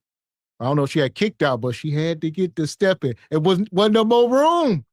Couldn't squeeze nothing more in that sardine can. It was like, look, and you was eligible. So once she got knocked up, she was eligible for her own spot. Shout out to the government. Yeah! So she didn't get kicked out. She moved up. Actually, she went and moved in her own apartment right up the street and had more space than us. Holy hell. Yeah! That's wild. Ooh, the memories, boy. So some of y'all would lose your mind if y'all was forced to have to move into the projects, government housing, a couple floors shy of a damn high rise. Y'all would lose your mind. Let's say, like Mr. X said, shoot, that's when I had my biggest bedroom. Moving into the projects, shoot, you couldn't tell me nothing. We really grew up in like a mini bag. That's so terrible. But we got stories for the Patreon. Can't tell them over here. That part, wild stuff. Nonetheless, we're going to keep it moving. We've been up here all night talking about FTK. It's been a build-up. We're about to get to the finale here. Fatherless, broken system, no futures. We're gonna get to this, these teen takeovers. All right. We've been talking about parenting. A lot of this is boiling down. These kids are hopeless. And here we go. Fix it, Father. The teens. What's more volatile than the teenage years? You cannot pay me. There ain't a lump sum of money you could pay me to go back to teenage years. And we had some common sense about us. We had a respect for our mortality. These kids today, oh, they horned up to the moon, hypersexualized, and they think video game violence is real, applies to real life. It's scary. So here we are. If you're just coming in, make sure you hitting the like button. I mean, this is going on all over the country, from Atlanta, Detroit, Chicago, LA, Philly, places in Texas, you name it, Florida, everywhere. High schoolers, what? Can somebody explain to me what a teen takeover even is? Like, why are we doing this? What's going on? What is the purpose of you acting a fool in public? What is the purpose of you living up to the stereotypes that everybody believes we do? I'm confused. And then you get mad when you get busted. You want to shout, I'm only 16, when the cop is putting handcuffs on you. You think you being 16 is going to stop that? No, sir. You was out there being grown, so you going to get these handcuffs like a grown person. I'm pretty sure y'all are some suburban kids. Suburban kids just trying to be down. I'm telling you right now, you should think before you act, because right now your future is not looking so bright, and it's not fair for your loved ones. It's not even fair to you. Enjoy the one life that you have to live. Stop being a menace. So these are teen takeovers. Even here in Pittsburgh, they go downtown by the hundreds. Even at that Texas rodeo, that woman was saying that they be stampeding. So you will get a group of hundreds of kids just take off running in a general direction. You could be out with your kid, your baby gets stampeded. Who knows? I mean, it's just wicked. Ain't no way in Hades. Ain't no way. Where the parents at? Come on, man. Like how these we know, here we go. It ain't even no question. Ain't even need to think or assume. These children's parents have no idea where they are. There's no way. There ain't no way these parents are like, hey, little Taiwan, Lajuan, what the hell ever. Where you at? Oh, mom, we downtown doing a teen takeover. And she like, all right, be safe. Click. No. We would think so. One would assume parents ain't doing it, but I know some of them really don't care. That's true. I know my mom didn't give a crap, but I wasn't asking permission. I was a free range kid, like free as heck. But God, here I go. Here as Mr. XA stuck in the moment. No, I know they don't care, and that's rough. And it shows. It shows that when they do care. When they do start to care, when they got to show up and Johnny Law got him hemmed up on the pavement. Now my baby, that's my baby. He just a child. Well, treat him like a child and give him the proper parental control that he needs and desires. Don't wait till Johnny Law get their hands on him. We talked about this last night with Cam Newton's not so special guest. If you don't control your children, the rest of the world will, and it ain't gonna be pleasant, and it ain't nice like Boss Man. It's not cute. It's embarrassing. Not only for you, but people that look like you. So I've been peeping this Detroit discourse with the teen takeover. Basically, like a bunch of teens, when the weather break, they go into downtown Detroit. They be mobbing around downtown, getting into trouble, getting into brawls and shit. And a lot of the adults responding to it are pissing me off. They're like, oh, they don't have any spaces of their own or extracurricular activities. Baby, you do know Detroit has about 17 recreation centers. 17 all around the city. East, west, north, south, all around. Some of them even offer jobs to older teenagers. There's no excuse. These kids these kids ain't trying, only recreation they trying to do is hunch, recreational use. like, it's unfortunate. These kids ain't kids no more. I know we was kids. We would go to the YMCA and some of this stuff, you know, keep you out of trouble, whatever the case, or just playing sports and doing stuff in the streets, you know, fellowship, and not like this. I don't know what this is, but this is the new age we in. I mean, you got to have different tools to parent in this age. And I think a lot of these older parents ain't equipped, so they don't even care. You know, parents like us, we in that age where we understand what's going on somewhat. But folks that's older than us, maybe in their 50s, and y'all still raising kids, that most of y'all, some of y'all are with these teenagers and younger folks, it's just, I don't know, it's a mixed bag. It's hard to call sometimes. I have thought about that, Mr. X. Like, we had no idea that, you know, back when we were kids, even though we was in the hood and the hood was doing what the hood was doing, we were we were at the end of the being outside golden age, Mr. X. We still was around, you know, we were outside during the come home when the street lights come on. We was outside during that time. We had public pools everywhere. We really were in that golden age, man. We, like you said, it was so many things. We were playing, like me playing in the creek, catching crayfish and salamanders. We country as heck, you know. I used to ride my bike, staying, like Mr. X, staying out of trouble. Like, that was the goal, because an idle, ambitious man is dangerous, let me tell you.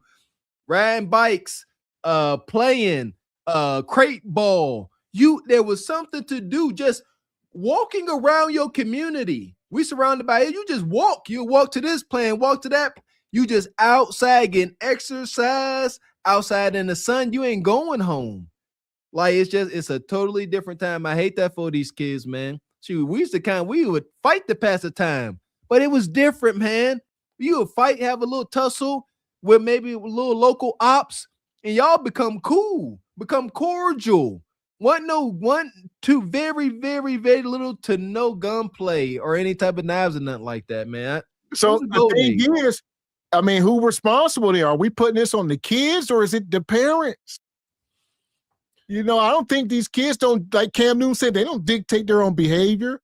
They being allowed to do this. Like this guy said, there's 17 rec centers in the city of Detroit or whatever, large YMCA style rec centers with stuff to do, basketball, maybe some STEM, maybe educational stuff. So maybe there are less basketball courts in a lot of these centers, and there's more AI, aviation, you know, whatever the case, different stuff in there that's teaching you for the future, and not too many balls, if you will. There you go. You know, yeah. You know, I believe as parental figures, we got to get more involved as we can in these rec centers and things. Maybe the kids don't know they exist. Salute to this wonky individual here. God, please bring back masculinity. You know, he put up that list of rec centers. These are resources. It's unfortunate. Hear me well. We are in an age of information, but a lot of us have become too lazy to look, and it ain't nothing but laziness, because AI and Chat ZPT is here now. You can sit here and say, show me the rec centers in my area. It's so easy. A goddamn on toddler can do it. Like, yeah, we just got to start putting more effort into keeping our kids out of trouble. I'm taking note myself. Spaces and extracurricular activities. As the parents, y'all need to take advantage of them. Hell, some of these spaces were designed to enrich inner city kids in Detroit. Go on and start signing them up for the basketball teams at the rec center, the swim teams, the volleyball teams. Get them a front desk job, a lifeguard job. You know Adams Buttsell has an ice skating rink. I ain't seen no little black Michelle Kwans come out of Detroit yet. What the fuck is y'all doing? Then when others come from the other side of 8 Mile, or they come from the other side of Lasher, and they take advantage of that shit, y'all want to call them gentrifiers and all of this other shit. No, they see the diamond in the rough that you not seeing. For real, like, take advantage of those resources. Not only is it going to teach them structure, teamwork, authority, responsibility, it's going to keep them out of the street. The adults are not watching the kids, but the kids are watching the adults. The adults are not watching the kids. Back up. But the kids are watching the adults. This is why we have teenagers saying they don't have third spaces. You're too They close, have Mom. third spaces. You just don't want to buy a slice of pizza and walk around the mall and mind your business. You want to be in lounges and clubs. You want to be out past 9 p.m. and not need another adult with you. Are you blaming the kids? What the parents have responsibility. Like, and the thing is, you got to grab the bull by the horn before the bull start growing horns. Thank you. Oh, man, y'all want to jump on the bull once it's full grown and bucking everybody off. Y'all got to be nice to that bull when it's first come out, when it's born. All right, you want to be kind and raise it up right. Don't wait till it's a wild bull and try to control it. There you go. Gavin X and I, we promise you, we speaking from experience. From experience. About time, I'm pretty sure I can speak for both of us in this instance. About time we reach teenage years, preteens, you know what I'm saying, start to grow a little bit of hair on your chest, boy. What you about to tell us? Not a goddamn gonna think we already got horns at this point. And you ain't instilled nothing in us. Now we out here gonna do what we want. And that's what we got. Dang, that was a great way of saying it. You got to grab the bull before it gets them horns, because once it got the horns, single moms, to be specific, you don't have the tools that it take to deal with that bull with them horns. But a man can have a chance to wrangle him, but ain't nobody trying to wrangle no overzealous, emotionally disturbed young man or woman. That's a tough battle. You couldn't pay me to deal with 13, 14, 15-year-old me. My gosh. And I see that's the thing. I'm Gavin X. We are not one-offs. A lot of these kids share the same sentiment, the same emotions, the same outlook on life. They share the same despair. Got to get them before they grow them horns, baby. It's too late once they do. The adults are not watching the kids. The kids are watching the adults. This is the reason we got adults letting their kids out multiple hours of the day, don't know where they are, just to have to pick them up from a police station or, God forbid, identify them in a body bag. Teen takeovers is happening because the kids are unsupervised as a motherfucker, because the parents don't give a fuck, because they too busy worried about that motherfucking nigga. That's why. Y'all not finna sit here and act like parents aren't completely to blame for the takeovers. The thing is, I know in Detroit, they're starting to find the parents. So a lot of these places, they're not arresting the kids. They are simply, trying to calm things down, corral them, whatever. But in Detroit, they just start arresting them. I guess this weekend or whenever that was, they just start putting cuffs on them and take them to the station, come pick your kid up. When you come get them, we're going to issue a $300 or $500 fine. There you go. You don't pay this, I'm going to lock you up. And it is what it is. So I'm going to arrest your kid. They'll be down at the station. They're going to call you. Come get them. And once you get down here, now I need your information, where your license at. And here, take this fine with you. Gotta eat that. If I would have got that call, come get your son, I got to show up. And yes, that's on me. You was out here doing this. Either I knew about it and I allowed it, or I didn't, and it's negligent on my part. With that being said, sister, this is part of your problem too. You part of the gynocracy. I could tell, I can smell it on you. The gynocracy, to each his own. Who am I to judge? That is the rhetoric going around. That's why these kids don't have any respect or healthy fear for other adults. Again, when we was kids, man, everybody could correct you. Everything there, any responsible adult in the community could correct you. Watch your mouth. Tell you come take the garbage out. Send you to the store to grab some cigarettes and some bread and milk. That was the community. Other parents could be parents to other kids. That was beautiful. But today, who am I to judge? Don't talk about my kids. You ain't their parent. So now we got teen takeovers because y'all think y'all can't control y'all kids. Well, this is what it looks like. Now you can't. Back the commercials that said, "Do you know where your child is at?" And in case anybody is confused about how them teen takeovers happen, let me tell you how it happens. Just look at my comment section. That's how it happened. Look at the parents in my comment section talking about, if you need to know all the information about where your kid going, just keep them. It be their kids. Because they don't need all the details. Kid be like, Mom, I'm going to Jasmine house. The mother be like, okay. And that's the end of that.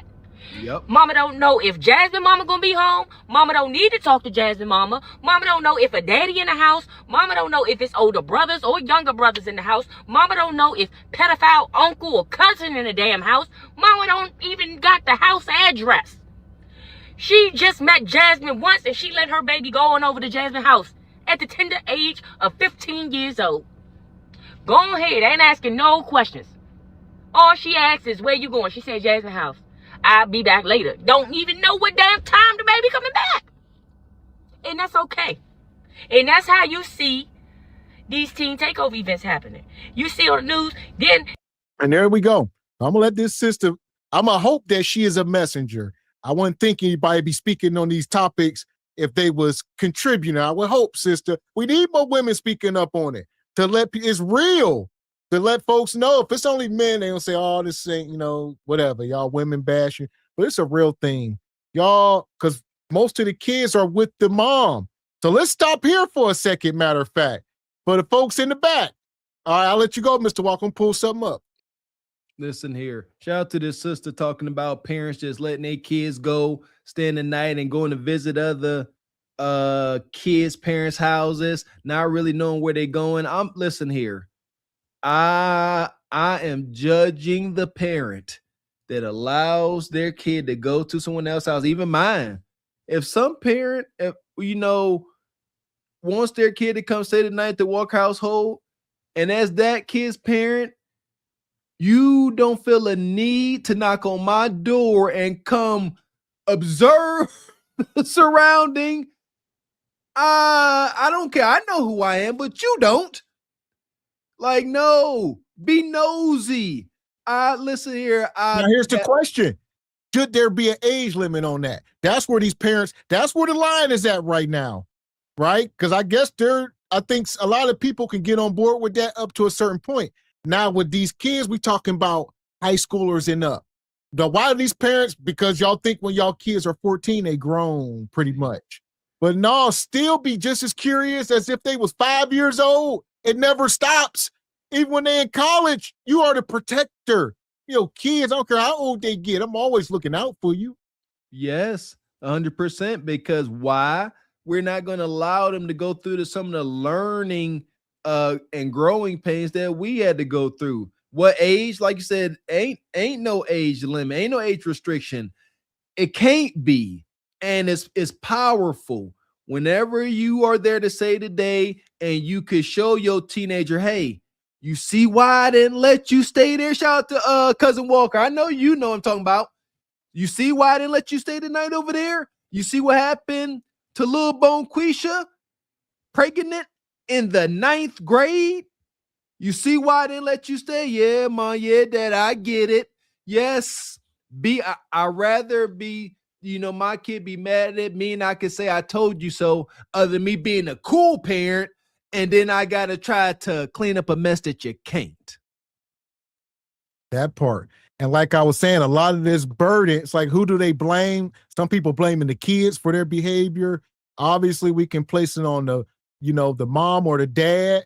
And that's why I wanted to pull this up here. We're trying to figure out, exact percentages, exactly what defines a single parent. It says child household. Here we go. Most commonly cited stat, children. About 65, let's call it 70% of Black children live with a single parent household in the U.S. A lot of this stuff gets confusing. All right. It says 70% live in a single parent household. More recent federal data shows roughly 50% of Black children live with one parent at a given time. All right. So it says, so depending on the data set, it's either 50% or about 70%. So, geez Louise. Now, the single parent household, That's worst case scenario. That baby mama, baby daddy is toxic. That 50%, maybe that's shared custody. 50%. Well, single parent mean one. Yeah, Yeah. they are both saying one parent. Yeah. Ain't none of this saying nothing about no relationship. These are single parent households. So what's the difference between single parent household and a one parent? And that's what I'm trying. Confusing. Then it says by mothers, another important angle, about 47% of Black mothers are single mothers. 47%. Then it says by household and family, roughly 60% of Black families are single parent households in many data sets. All right, a simple breakdown, keep it real. Around half of Black kids live with one parent right now. Closer to 2/3 will experience a single parent's household at some point. About half of Black mothers are raising kids solo. All right, important context. Single parent does not always mean that parent is absent. Some are co-parenting, extended family, support, the village, it says these numbers are higher than other groups, but they are also into broader factors like economics, marriage rates, incarceration policies, yada, yada. So it's a lot. See, that is confusing. Single parent does not always mean other parent is absent. So what? See, so it's like there is a split custody type deal, I guess, if the other parent is absent and it's a single parent household, you got two single parent households. Mom got her house, dad got his house. And so is that the 50%? And the 56% up top is just Bonquisha by herself, no shared custody, single mom, that type of deal. And at this point, we can sit here and try to wrestle around with these numbers and split hairs. Observable reality is telling us what the hell it is telling us. So even if it was 1% or 90%, it's just too much. But I guess it matters. The context definitely matters, but there's obviously some confusion. So let's say whether it's 50 or 70, it's just far too much. I think it's far more on the 70 end. I see one of y'all said the other day something, shout out to Media Man, come up with some new stat. He's saying like 70% of the kids is in a two-parent household. I don't know.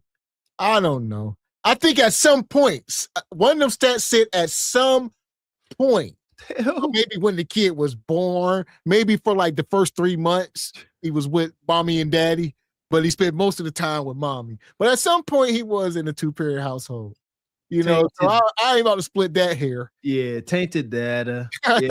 Yeah. Shout out to my father-in-law. He definitely smarter than I probably ever will be. Yeah, he be checking AI. Like he said, yeah, you gotta check AI. Because here's the thing. Hold up. Shout out to my father-in-law. Folks are manipulating AI. Bonquisha has learned to manipulate AI. You can, if you start a website and you start putting data and information in there, when you ask AI, it goes through all of the databases that exist, all of them, and it can get tainted data. It can, and it can give you lies. That's a fact, and that's a disclaimer with AI. All information ain't true. Point is, like Miss X said, 1%, 50. It's safe to say, it's very safe to say, 50% of young Black girls and boys are born and living in single parent households, and that is devastation in itself. That ain't up for debate. Is that Jasmine and my daughter?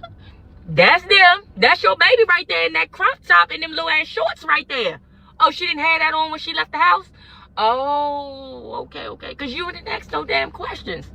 You didn't ask shit. You never do.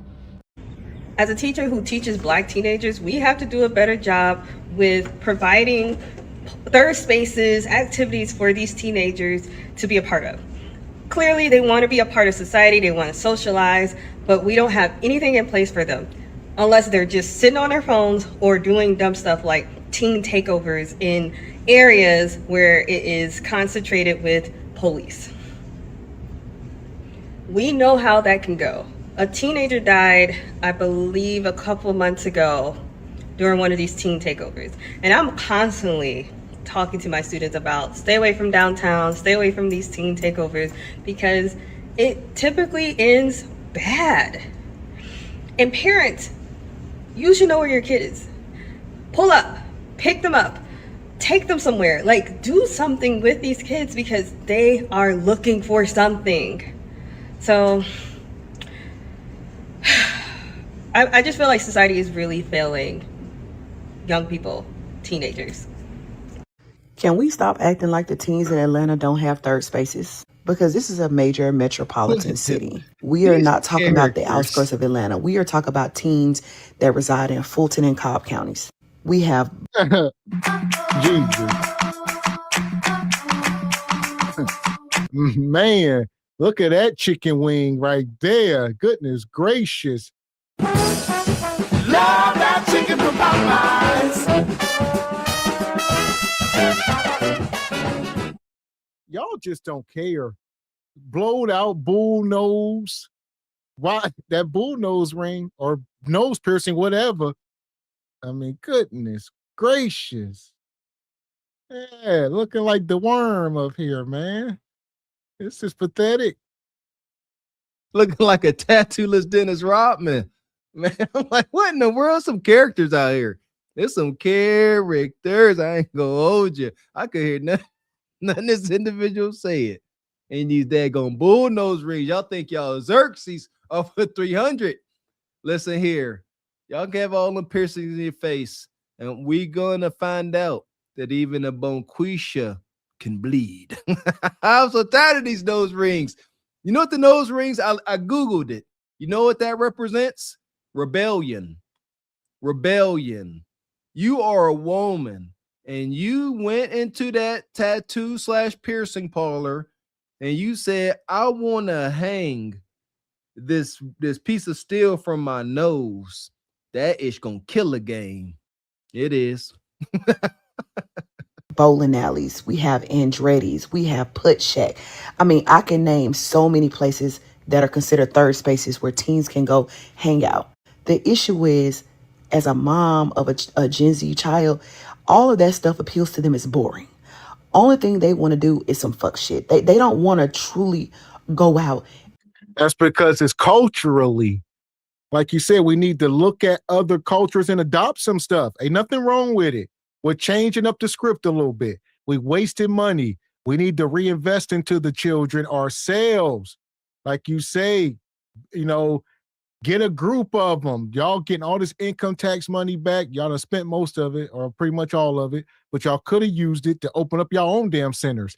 Look at what any other group, the Asians, whatever, you know, put these kids in front of computers and teach them something. Granted, they don't want to learn it because y'all don't know it. Y'all sitting in the house listening to Sexy Red, twerking, you know, carrying on in front of the kids, the men, the Pooh Shiesties. Look at Pooh Shiesty and his daddy, right? It's all bad.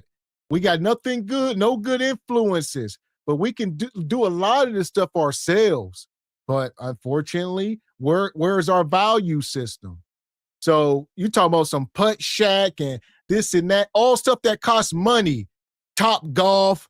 We're not talking about activities that's going to cost hundreds of dollars. We have to pour and reinvest. Quit making white folks richer by going to the damn putter shacks and doing all these activities. Now you can do that stuff as a family, granted, but a lot of these teens, they need to be sitting down somewhere learning something. There you go, man. Talking to them. Like you said, got to be spending money everywhere.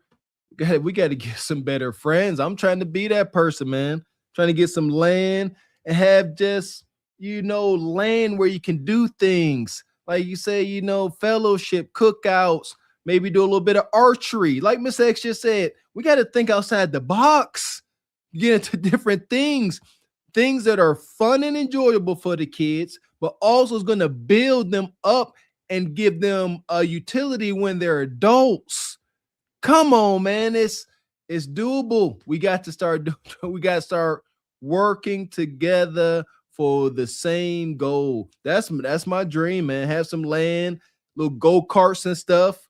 You know what I mean? Just you got to care though. You got to prioritize the kids to get these things into motion. We prioritize the kids over here. Man. And have fun. They want to cause chaos. And my son already know. You're not going out there doing that dumbass shit. Because they can simply go bowling. They can go skating. They can go to trampoline parks. There are things for them to do. So when they do the teen takeover and people say, there are no third spaces, are y'all fucking delusional? Do you have a child?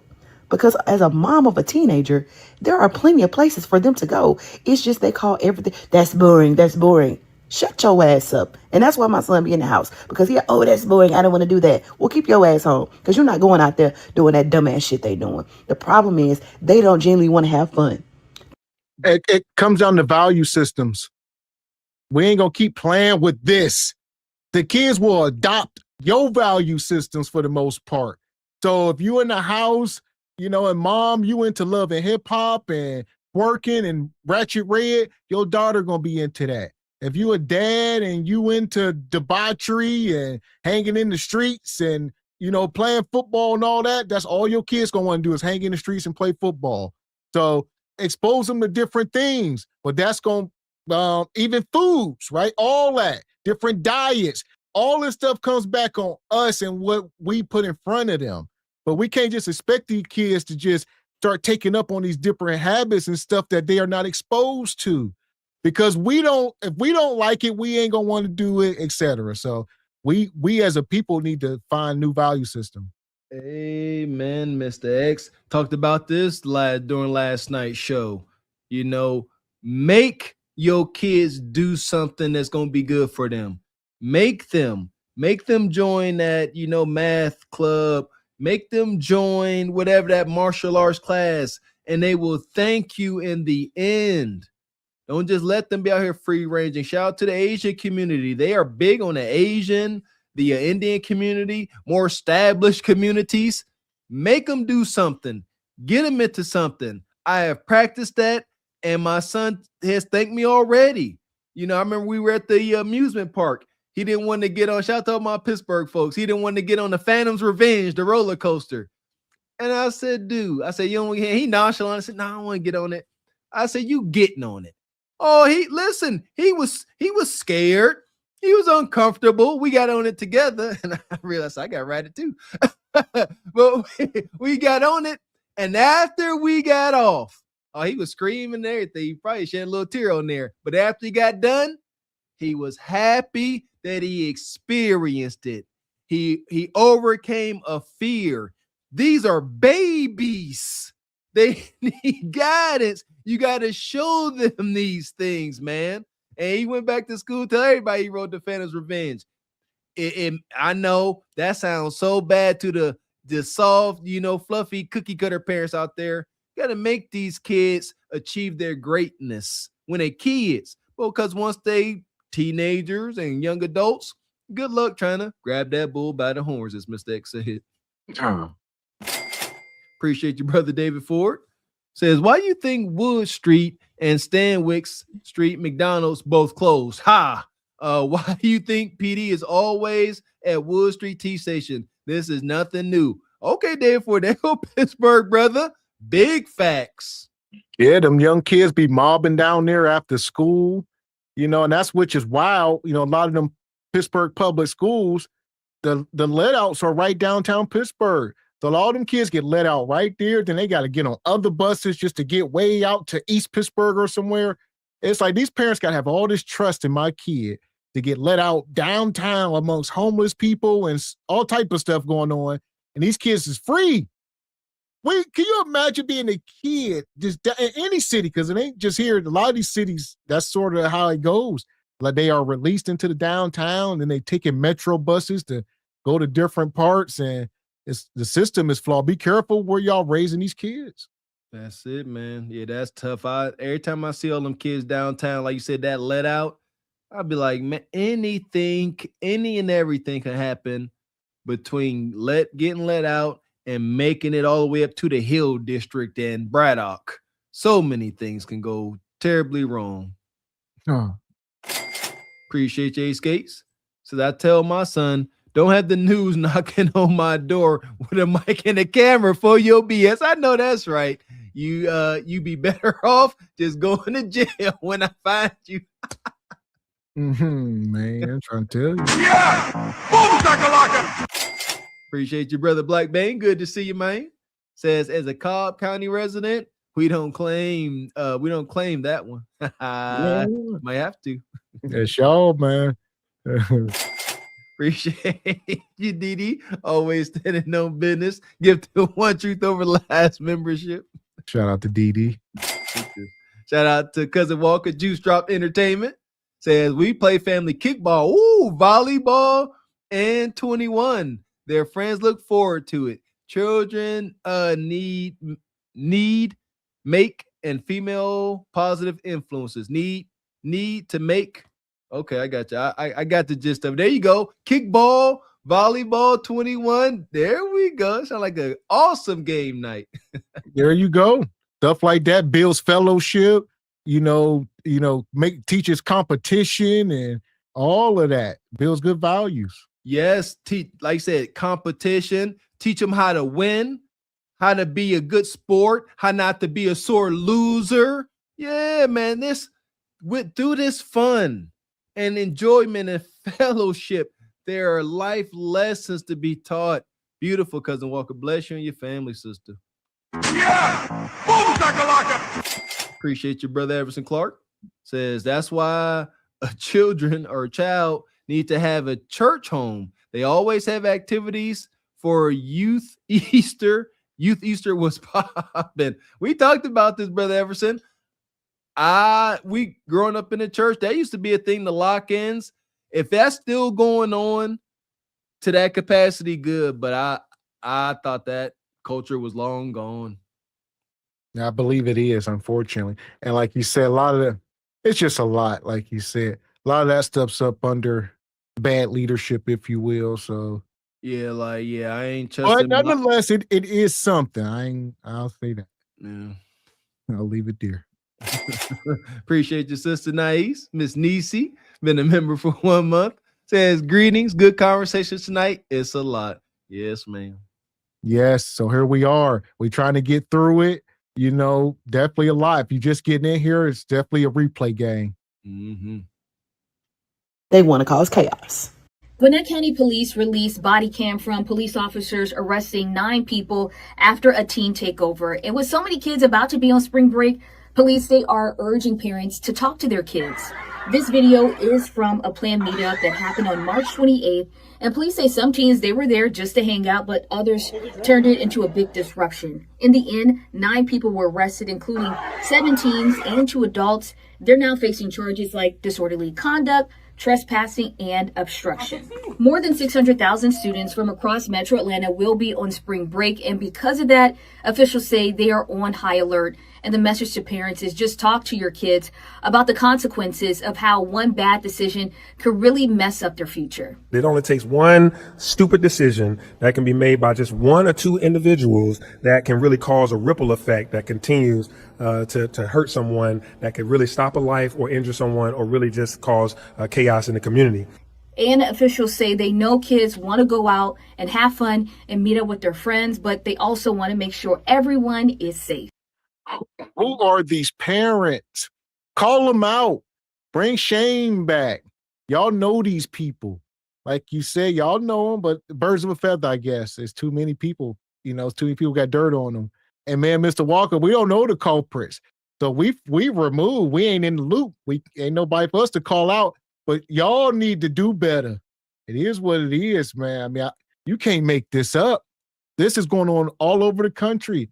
Like y'all said, social media is spreading it through TikTok and stuff, and they putting out PSAs. Hey, I don't know how it's spreading like wildfire. That's the machine working. Yes, it is. You know what? We got to look deeper. This is all planned. That's one thing I believe and live by. So where the white kids at? Where the other kids? To my point, this is planned. Look, they're gonna start racking up a bag on Bonquisha Nug Nug's negligence. Like I said, you come get your kid, $300. Come get him $500, jail time, back into the system. It's, man, come on, man.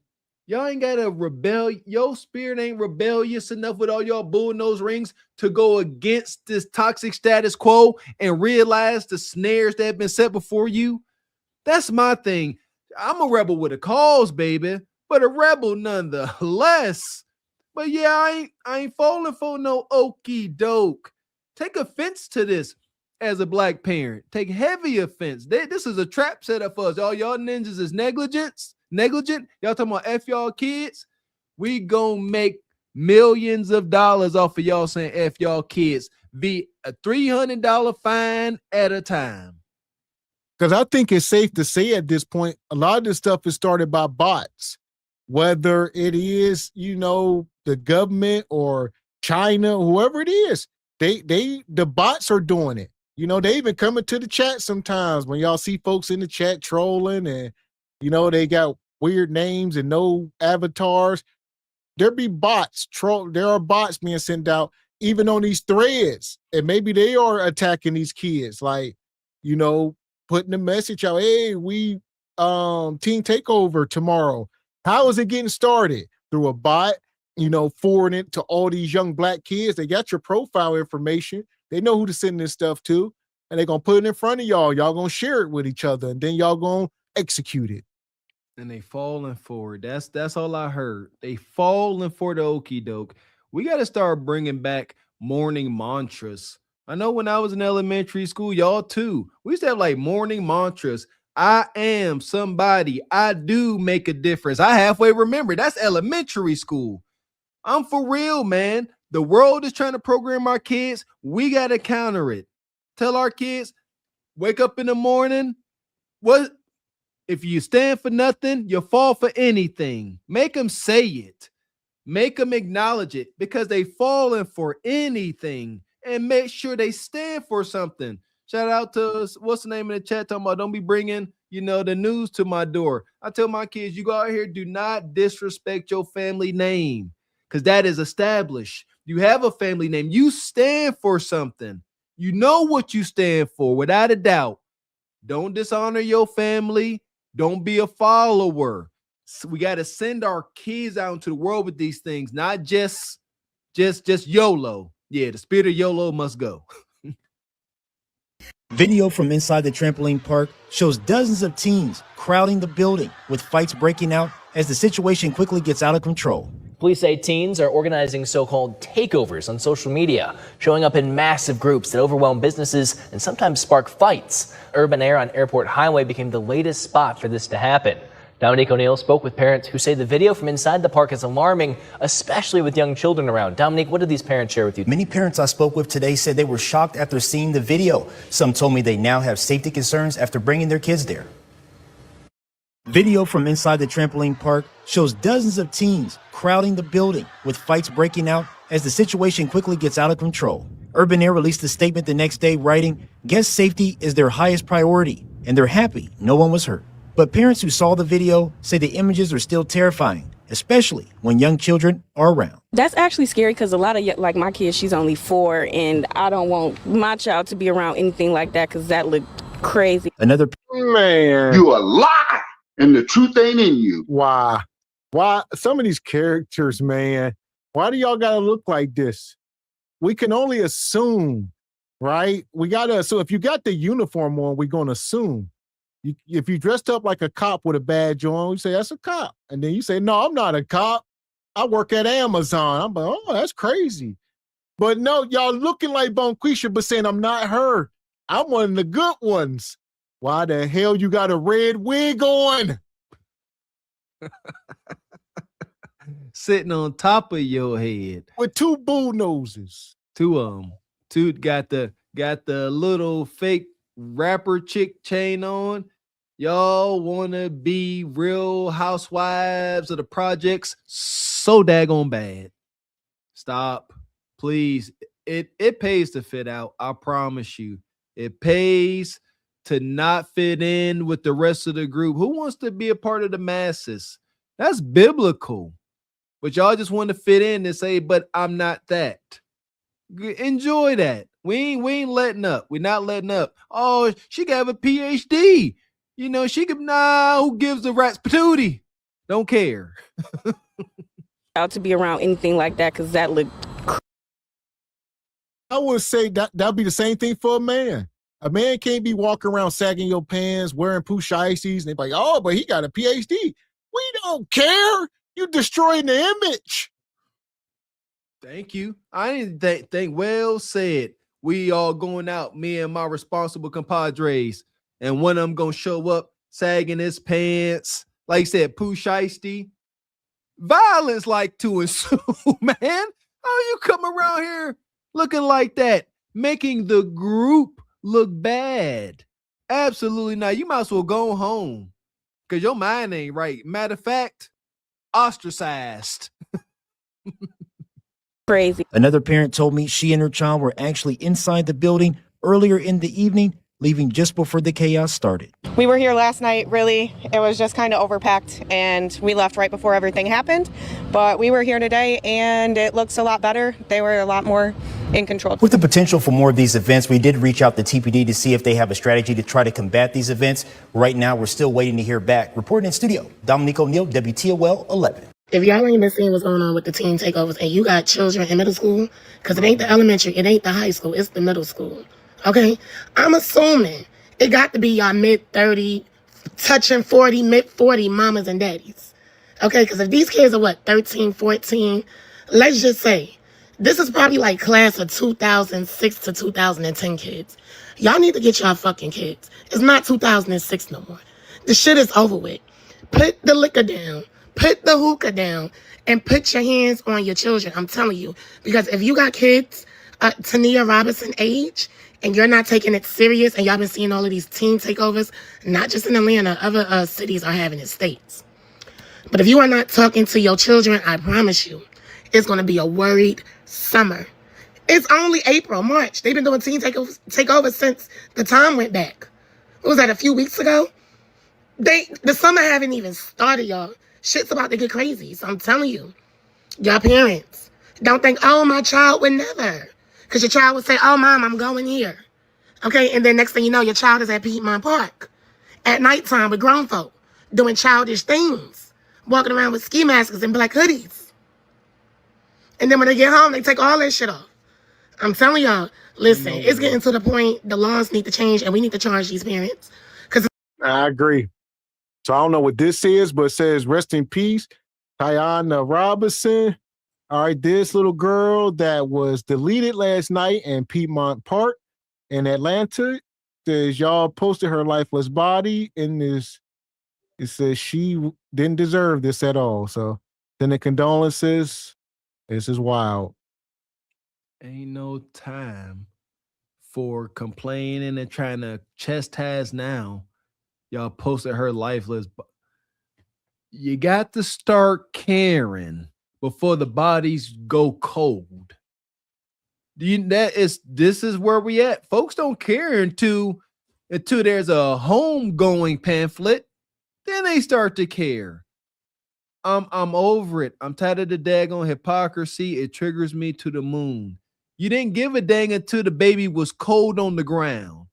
Now they don't deserve this. The child did not deserve to be out here unloved, unsupervised, uncared for. That's what it didn't deserve.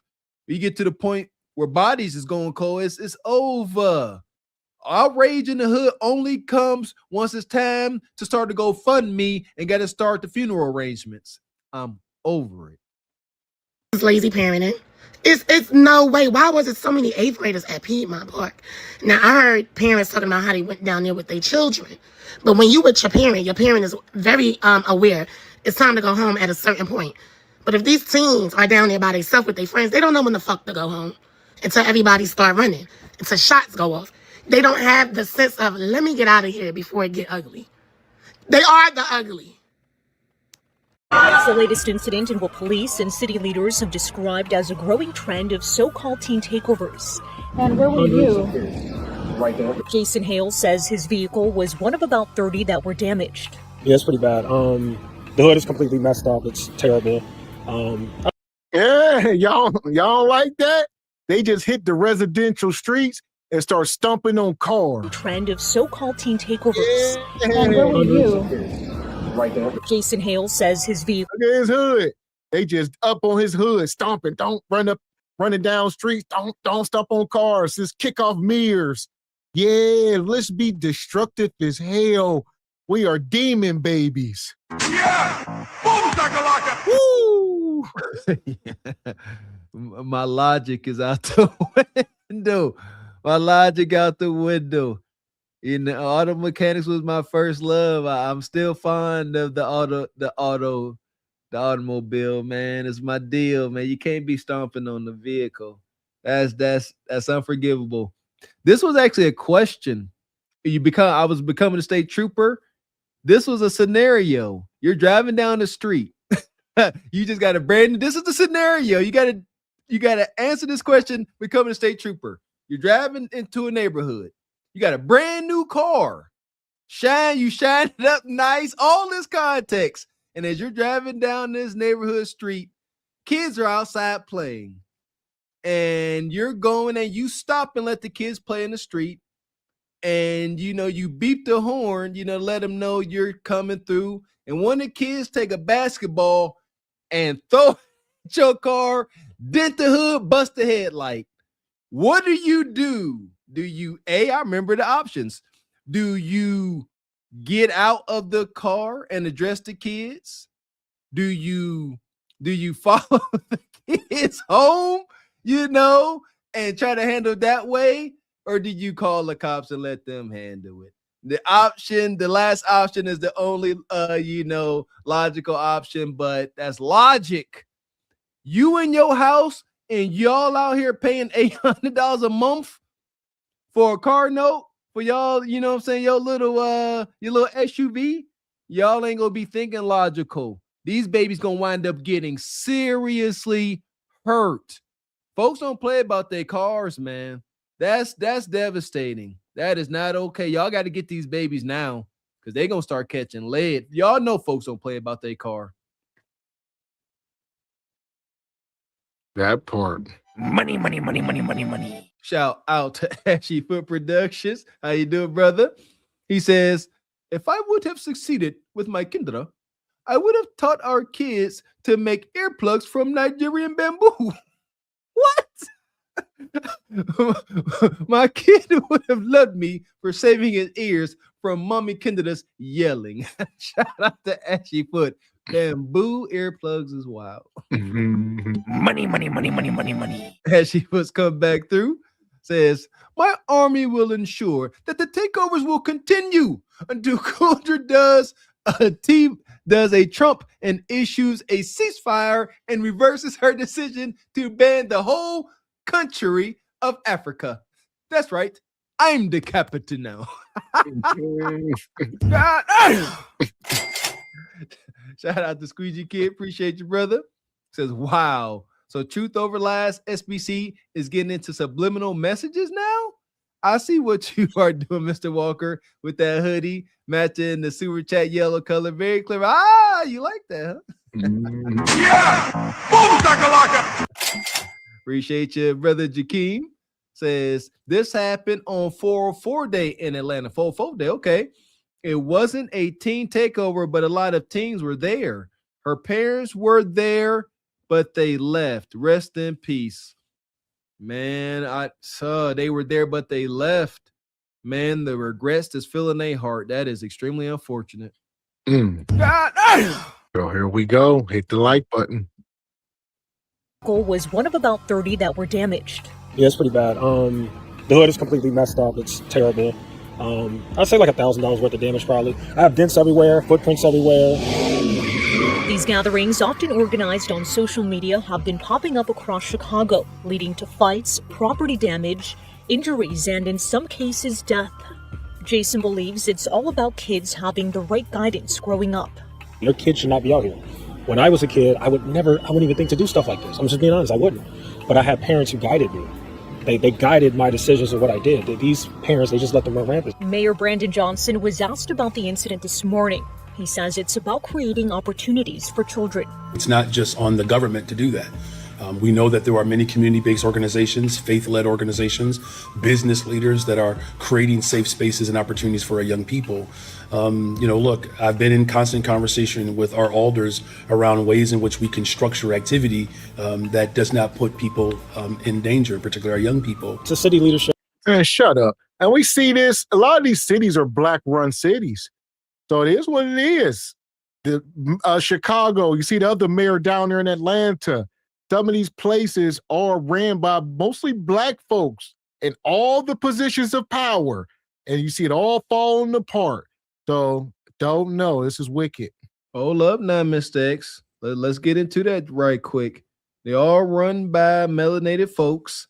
And one thing we have learned up here, it's unfortunate, no matter how grown these men and women are, they still under gynecomatic order. So you could be a big old grown man, but we saw Cam Newton last night bowing down to the gynocracy. Shoot, these officials, they hands are tied via the gynocracy, meaning there may be only so much pushback they gonna give. They may be aware of these folks, kids who out there, but they go to their church. They know they mama and them. You see what I'm saying? That's that gynocratic order madness, the ripple effect. So that I'm just piecing some stuff together because, like you said, it don't make no sense. But and when you got that high in order, it makes sense. And I would say, like you said, these kids nowadays are just weak or weaker than kids of the past. This may be the weakest generation of young folks that we have ever produced. I know we was kids, we were not followers, we were not sheeps. These young kids are out here just following, and most of it is sexually driven, believe it or not, especially with the young men. It's girls out here. The boys feel like the more they act out, the more, they gonna get some clout and get some stripes, and a girl gonna like them, and they gonna be cool amongst their friends, and everybody trying to impress the multitude. The girls trying to be fast. It's a recipe for disaster. It really is. Yeah, I gotta continue to thank God for our upbringing and all that it was, the good, bad, and the ugly. Because ain't no out here trying to put on and pander, impress no daggone woman. We was born with a little bit of this. They out here putting on for these girls, jumping on cars. Look, watch me jump on this car, girl. I'm tough. I'm bad. No, you're not. You about to end up a statistic. Put people in danger, particularly our young people. To city leadership, I would just say something desperately needs to be done. I really hope that city leadership will come together and figure something else out. Can I be transparent with y'all? That teen takeover, and everybody's talking about, where are the parents? Where are the parents? Y'all do understand these are teenage kids. And yes, we still see about our teenage kids. When my kids were teenagers, though, and I've worked an 8-hour shift, and it's summertime, and it's no school, guess what? Mommy, can I go outside? Can I go outside with my friends? You sure can. You sure can. Am I going to be the only one to admit that? Stop blaming parents for everything. What do you mean? Because you don't want your kids sheltered. You want them to be able to go outside and enjoy their friends. Now, do most parents know that they're going to wreak havoc? No. No. Every parent is not raising a child that wreaks havoc. Oh. Execute Order 66. So this goes back to what Cam Newton said on that interview. You have to control your kids. You live up under my roof. There is extreme control and dictatorship. I'm gonna be benevolent, but nonetheless, yeah. So you can't just be like, I'm going now, I'm going here, I'm going there. We crossing T's and dotting I's, and more times than not, it's gonna be no. So, and unless I'm near, we can do stuff as a family, but you ain't about to go off downtown somewhere with a group of kids. Then I need to know these people you with. Who are these kids? I need to vet them. I need to vet their parents. I need to know people's character. All right. And not just on one meeting. I need to get to know y'all over time before I'm this lenient. Be more active in the kids' life so you can monitor their socializing. She talking about, kids got to go out. They want to enjoy their friends. You don't want to, they don't want to be sheltered. Asterisk. We do want to shelter our kids from hypersexuality, from mindless violence. Yes, the heck we do. Yes, we do. And that's what it seems to be out there. I'm all for, socializing as parents. I believe it's our job to make sure our kids do not socialize. They're not socially awkward. I don't want none of my daughters out here having a hard time with their peers, nor my sons. So I'm going to put forth the work so that they don't, so they know how to properly communicate, how to get along with others, how to contribute to a group. Like, come on. But this ain't got nothing to do with their overall growth. Oh, you outside running wild. What are they gaining? What are they gaining from this social experience? That's what you got to ask yourself. Oh, they're having fun. What is all involved in the fun? Chaos, jumping on cars, chances of getting $300 fines and stuff. I'd rather not. We got to figure something else out. Or does this say here, wreaks habit? We don't know. What's it say? Havoc, wreaking havoc. You're talking about working too much. You say, I'm working 8-hour shift. See that? That's why you got to have more than one parental figure. The family was never made to have one parental figure. You got to go to work, so now the kid just get the free roam. That's how. And these parents nowadays ain't working 8; they working 16s, 14s. Hell, what they say on ATL? Your mama ain't never home. No, every parent is not raising a child that wreaks havoc. A lot of them kids that were out there at that teen takeover were following behind some more kids. Okay? Stop blaming parents for everything. It's not always their fault. So the 8 p.m. weekend curfew in DC didn't stop anything. Can you imagine being woken up at 2 a.m. by hundreds of teens taking over the Navy Yard? And the enablers will say, well, kids are just being kids. Except these kids aren't just hanging out and having fun. Their meetups quickly turn. They in DC and they took over the Naval Yard. I mean, they just wilding. All right, that sound kind of crazy. It do. Naval Yards. That sound like it's the equivalent to the Point in Pittsburgh. Shout out to brother Postman. Got to make sure we go visit the Point. Yeah, that's like taking over the Point, a little old fort. They wild. They look just like the Point right there. Kids aren't just hanging out and having fun. Their meetups quickly turn into hundreds of teenagers flooding the streets, brawls breaking out, and last night we had shots fired. So how is it that hundreds of teens are organizing this? Social media, of course. Somebody posts Snapchats that disappear, so there's no tracing them, private group chats, and then... Exactly! Yeah! I'm trying to tell y'all, this is a real life conspiracy. Y'all need to take control of y'all kids' devices. Even if they like 16, 17, they grown, but they ain't grown. They are being controlled by a machine. Understand something. It's an attack on our babies. They talking about they are getting these messages, but then they just delete and nobody knows who's sending them. Encrypted. These young kids are just receiving messages on TikTok and Snapchat. Hey, we taking over tomorrow. Don't nobody know who started it, but everybody's on board. Here we are.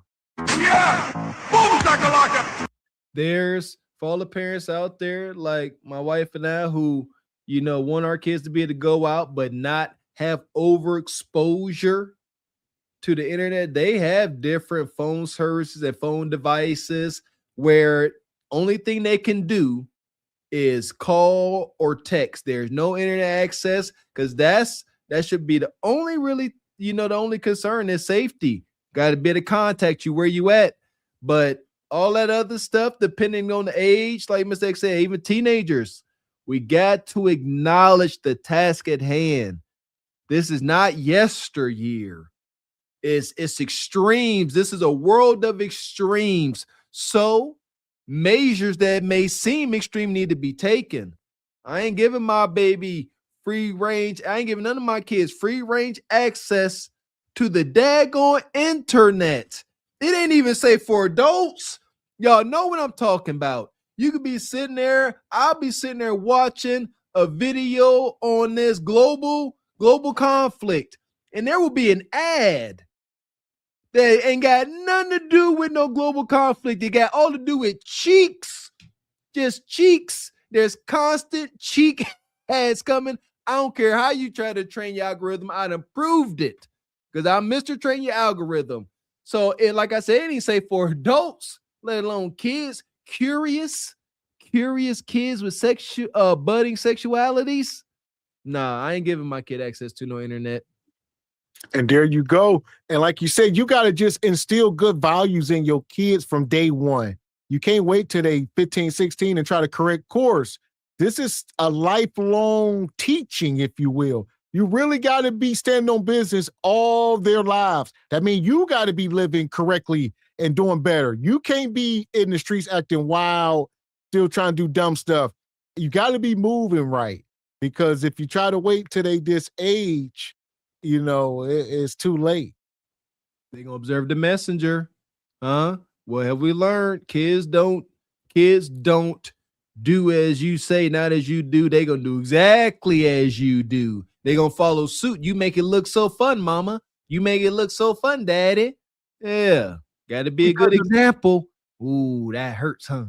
I was gonna say, net of it, peer pressure is a real thing. So that's one thing your teachings over the year are going to have to combat peer pressure and social, the stuff going on in society and their hormones and all this stuff that's going on that's trying to counter your message. So you just got to remain strong, keep reinforcing stuff, man. That's it. Yeah, it ain't a one-time deal. You preaching that, Mr. X. It's consistent.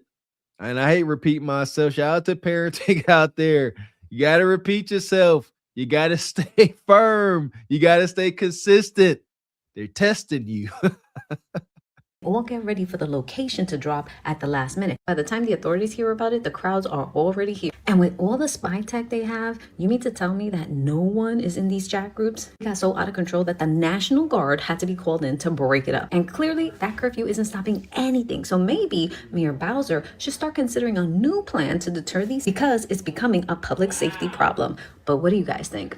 I'm in Glendale after a social media-fueled teen takeover turned chaotic on Sunday at Bayshore Mall. I spoke to residents and parents as the focus shifts to accountability and how to stop this from happening again. Hundreds of teens flooding Bayshore Mall, reports of fights and arrests. But for some Glendale parents, this hits close to home. It's crazy because my son kind of roughly told him, I was thinking about going to Bayshore yesterday. Marlon Fair says his son wanted to go, but after learning about the takeover, he stepped in. I had to have that talk with him about being a follower, being your own person. I told him, look at all the kids got arrested up there yesterday. They go destroy their future. A conversation he believes made the difference. Nothing but bad things come from getting in big groups and wanting to fight and doing all that. Other parents I spoke with say accountability starts at home. Christina Novak says keeping. See that? So we got a father. You need fathers in the house, bottom line. So he was able to step in and save his son. Well, you can't save all them kids because, as we've seen the stats, about 70% of them are with single moms. 70%. So we got to bring the family back. It's a must. We keep telling y'all, man, via Single by Choices, Carpet for the Horse, all our channels, man.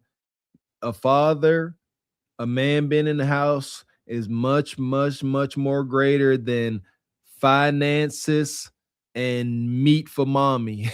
Much, much more. The leadership, the burden that he takes on.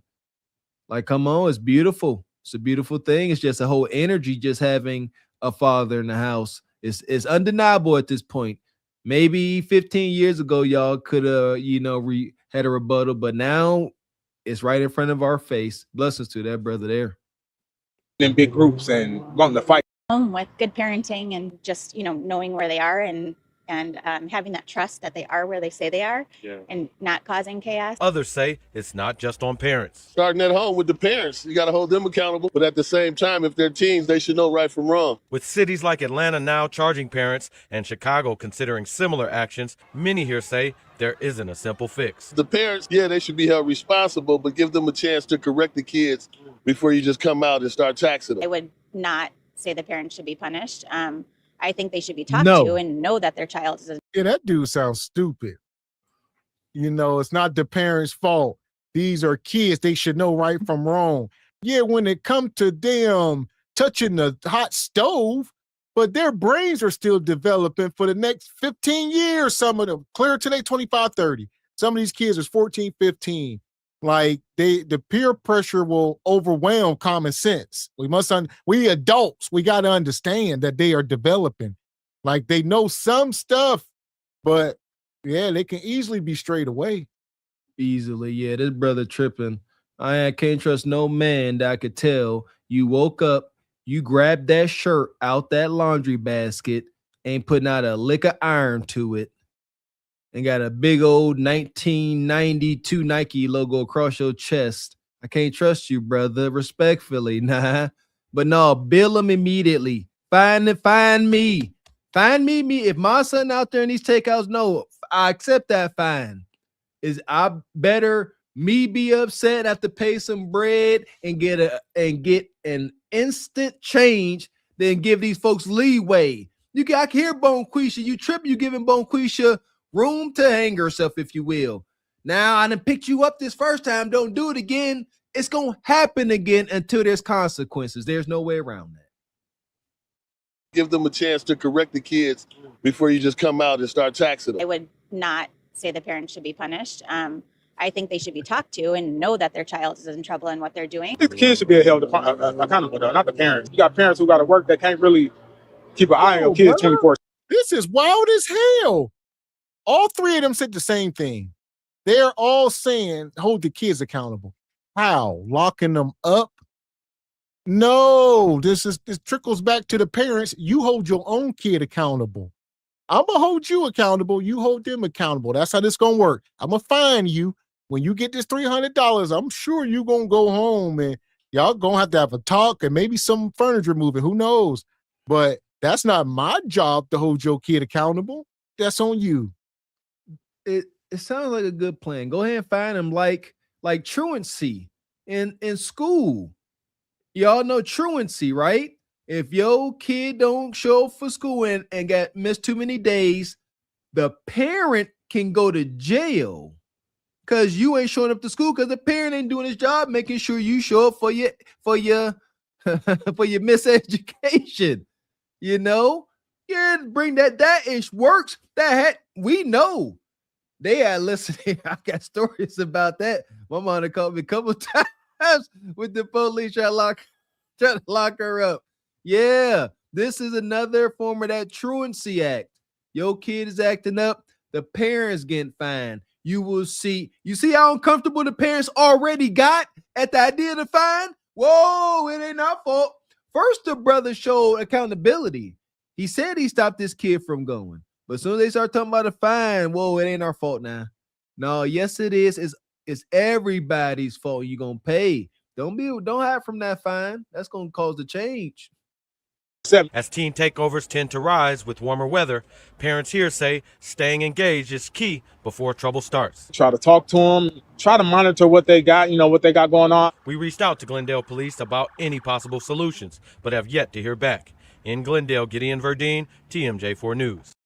I'm Liza Marino live in Hyde Park, where residents are demanding accountability following a teen takeover late last night where several vehicles were damaged. Take a look at this video that was shared by one resident. Crowds can be seen of teenagers flooding the streets in Hyde Park late last night. Part of what police and city leaders have described as a growing trend of so-called teen takeovers. These gatherings, often organized on social media, have been popping up across Chicago, many times leading to fights, property damage, and police presence. In this case, witnesses describe a group of about 500 teens moving through the neighborhood, creating a chaotic and tense environment. One resident we spoke to says his vehicle was damaged. He wants to know where these kids' parents are and why they allow them to continue to do these reckless acts of violence. Yeah, it's pretty bad. There we go. We just see this guy. So this is a more clear. They came through stampeding like a group of wild damn alpaca or impalas, deers. I mean, what's going on? Look at them. Where residents They just galloping, doom, from car to car, doom, doom, doom, bop, bop, bop. They gonna stop on one. Da, da, da. Look, doom, doom, doom, doom. F your couch. F And your look, car. now that brother standing there defending his car behind the silver one. He was defending. He's like, "Don't you step on my car." See, it's a right. See him? He like, Okay. He tried. But look at that. Look like Jumanji. I will lose my mind. The YNs. I mean, at this point, there's only one solution. The only solution we always talk about over here, and that boiled down to marriage. So unless we get these rates up, I mean, the overall marriage rates, Black adults, they say about 30% Black adults are married compared to about 48% of the U.S. adults. Bottom line, Black Americans have the lowest marriage rates among major racial groups. Black men versus Black women, current-ish rates. It says current-ish. All right. It says Black men about 37, 38%, Black women about 33%-ish. It says, so Black men are slightly more likely to be married than Black women, but the gap is not huge, a few percent points. Never married, important stats, 52% of Black men have never been married, 49% of Black women have never been married. Okay. So these are stats. He says that's the key. Overall marriage rates are lower. He says, it says trend over time, important for context. Marriage rates have declined for both men and women, Black men and women. So in 1990, Black men were married at 45% rate, down to 38. Black women were at 40, down to 33-ish. And marriage is happening later in life and less often overall. It says real talk breakdown, slightly more married Black men than women, but both are under 40%. About half of both groups have never been married. Black women have the lowest marriage rates of any female group in the U.S. It says simple way to say it, YouTube ready, only about 1 in 3 Black men and women are married. And about half have never been married or never will be. And getting married later in life is not serving the children. You see that? Oh, old timers find love later in life in their 40s and 50s. That's awesome. But that union ain't, the kids is grown by now. So that ain't helping nothing. It's just all freaking bad. All bad. Man. Appreciate you, DD. Standing on business. Says we had real parents back in the day. We better be home when the street lights come on, or else I done got many whoopings. I was in Michigan around that time. Yeah, I stayed getting whoops. I never came home on time. Appreciate you, OG Richai. Says Reek Habit. I need some of that. So nonetheless, yeah, this is it. Unless we do something with these numbers and the other numbers I pulled up earlier with the single parent homes, a lot of this stuff got to change, but we know it ain't. They predicting stuff to happen by 2053 or whatever, zero median income and, stuff that's going to be happening with these food stamps and stuff being cut off. They are predicting doom. So, I mean, the data is out there. What we going to do? Can we correct course? We have not hit the iceberg yet. All right. We can sort of correct course a little bit, but yeah, it's going to take something drastic. What's the iceberg? What's something drastic, if you ask me? They start incarcerating these teenagers and charge them as adults. Something along those lines. It's going to take some heinous to happen for folks to change their ways, because right now they still saying it ain't the parents' fault. I don't subscribe. I wholeheartedly choose not to subscribe to that. I believe there's no such thing as lazy kids, just lazy parents. I rather take accountability on myself. I like the control. I'll take it. So there we go. The net of it, we talking about broken homes tonight, out of control kids equals failed parenting. We had to be honest. We made it through this show. This was very educational. This the kind of stuff that y'all need to be sharing. sharing to y'all social media, your Facebook pages, sharing with folks, get this out there to people. I think we cooked up tonight. A lot of information some of us didn't know, and we got to move accordingly. There we go. Listen, I have come to find out I'm that parent where my kids get a talking to from other kids' misbehavior. Y'all know what I'm talking about. You're in the grocery store and some little bad kid, typically a little white kid, over there throwing a temper tantrum. I be like, I look at my kids like, y'all know better, don't you? Yes, sir, we do. Same deal with this. Your kids ain't made the mistake yet, but show them, say, do you not realize what I would do to you, Cousin Walker? Do you not realize what I would do to you if I find out you are running around like knock-knee gazelles jumping on folks' cars? Do you not understand the punishment that will rain down on your life? God dang it right. Shout out to Bernie Mac. Our children need to have a healthy fear for their parents. Got to. It don't work any other way. Otherwise, you're going to end up being a parent, your kid going upside your head. I can't fathom. That part. So here we are. Nonetheless, we made it through, folks. Broken homes. All right, make sure you are subscribed over here, Truth Over Lies. If you are watching on the Cart Before the Horse channel, we are simulcasting. That's where this live stream will live. Also, check out last night's show if you missed it. We cooked up this Cam Newton-Kundra interview. That's over on the Cart Before the Horse channel. If you missed that, go check it out.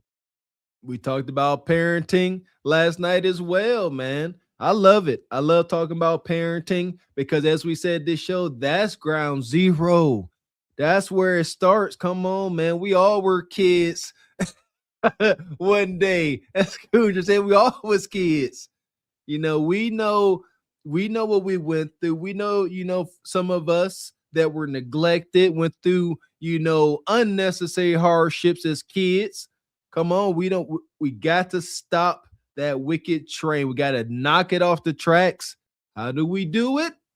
Quite simple, if you ask me. Accountability.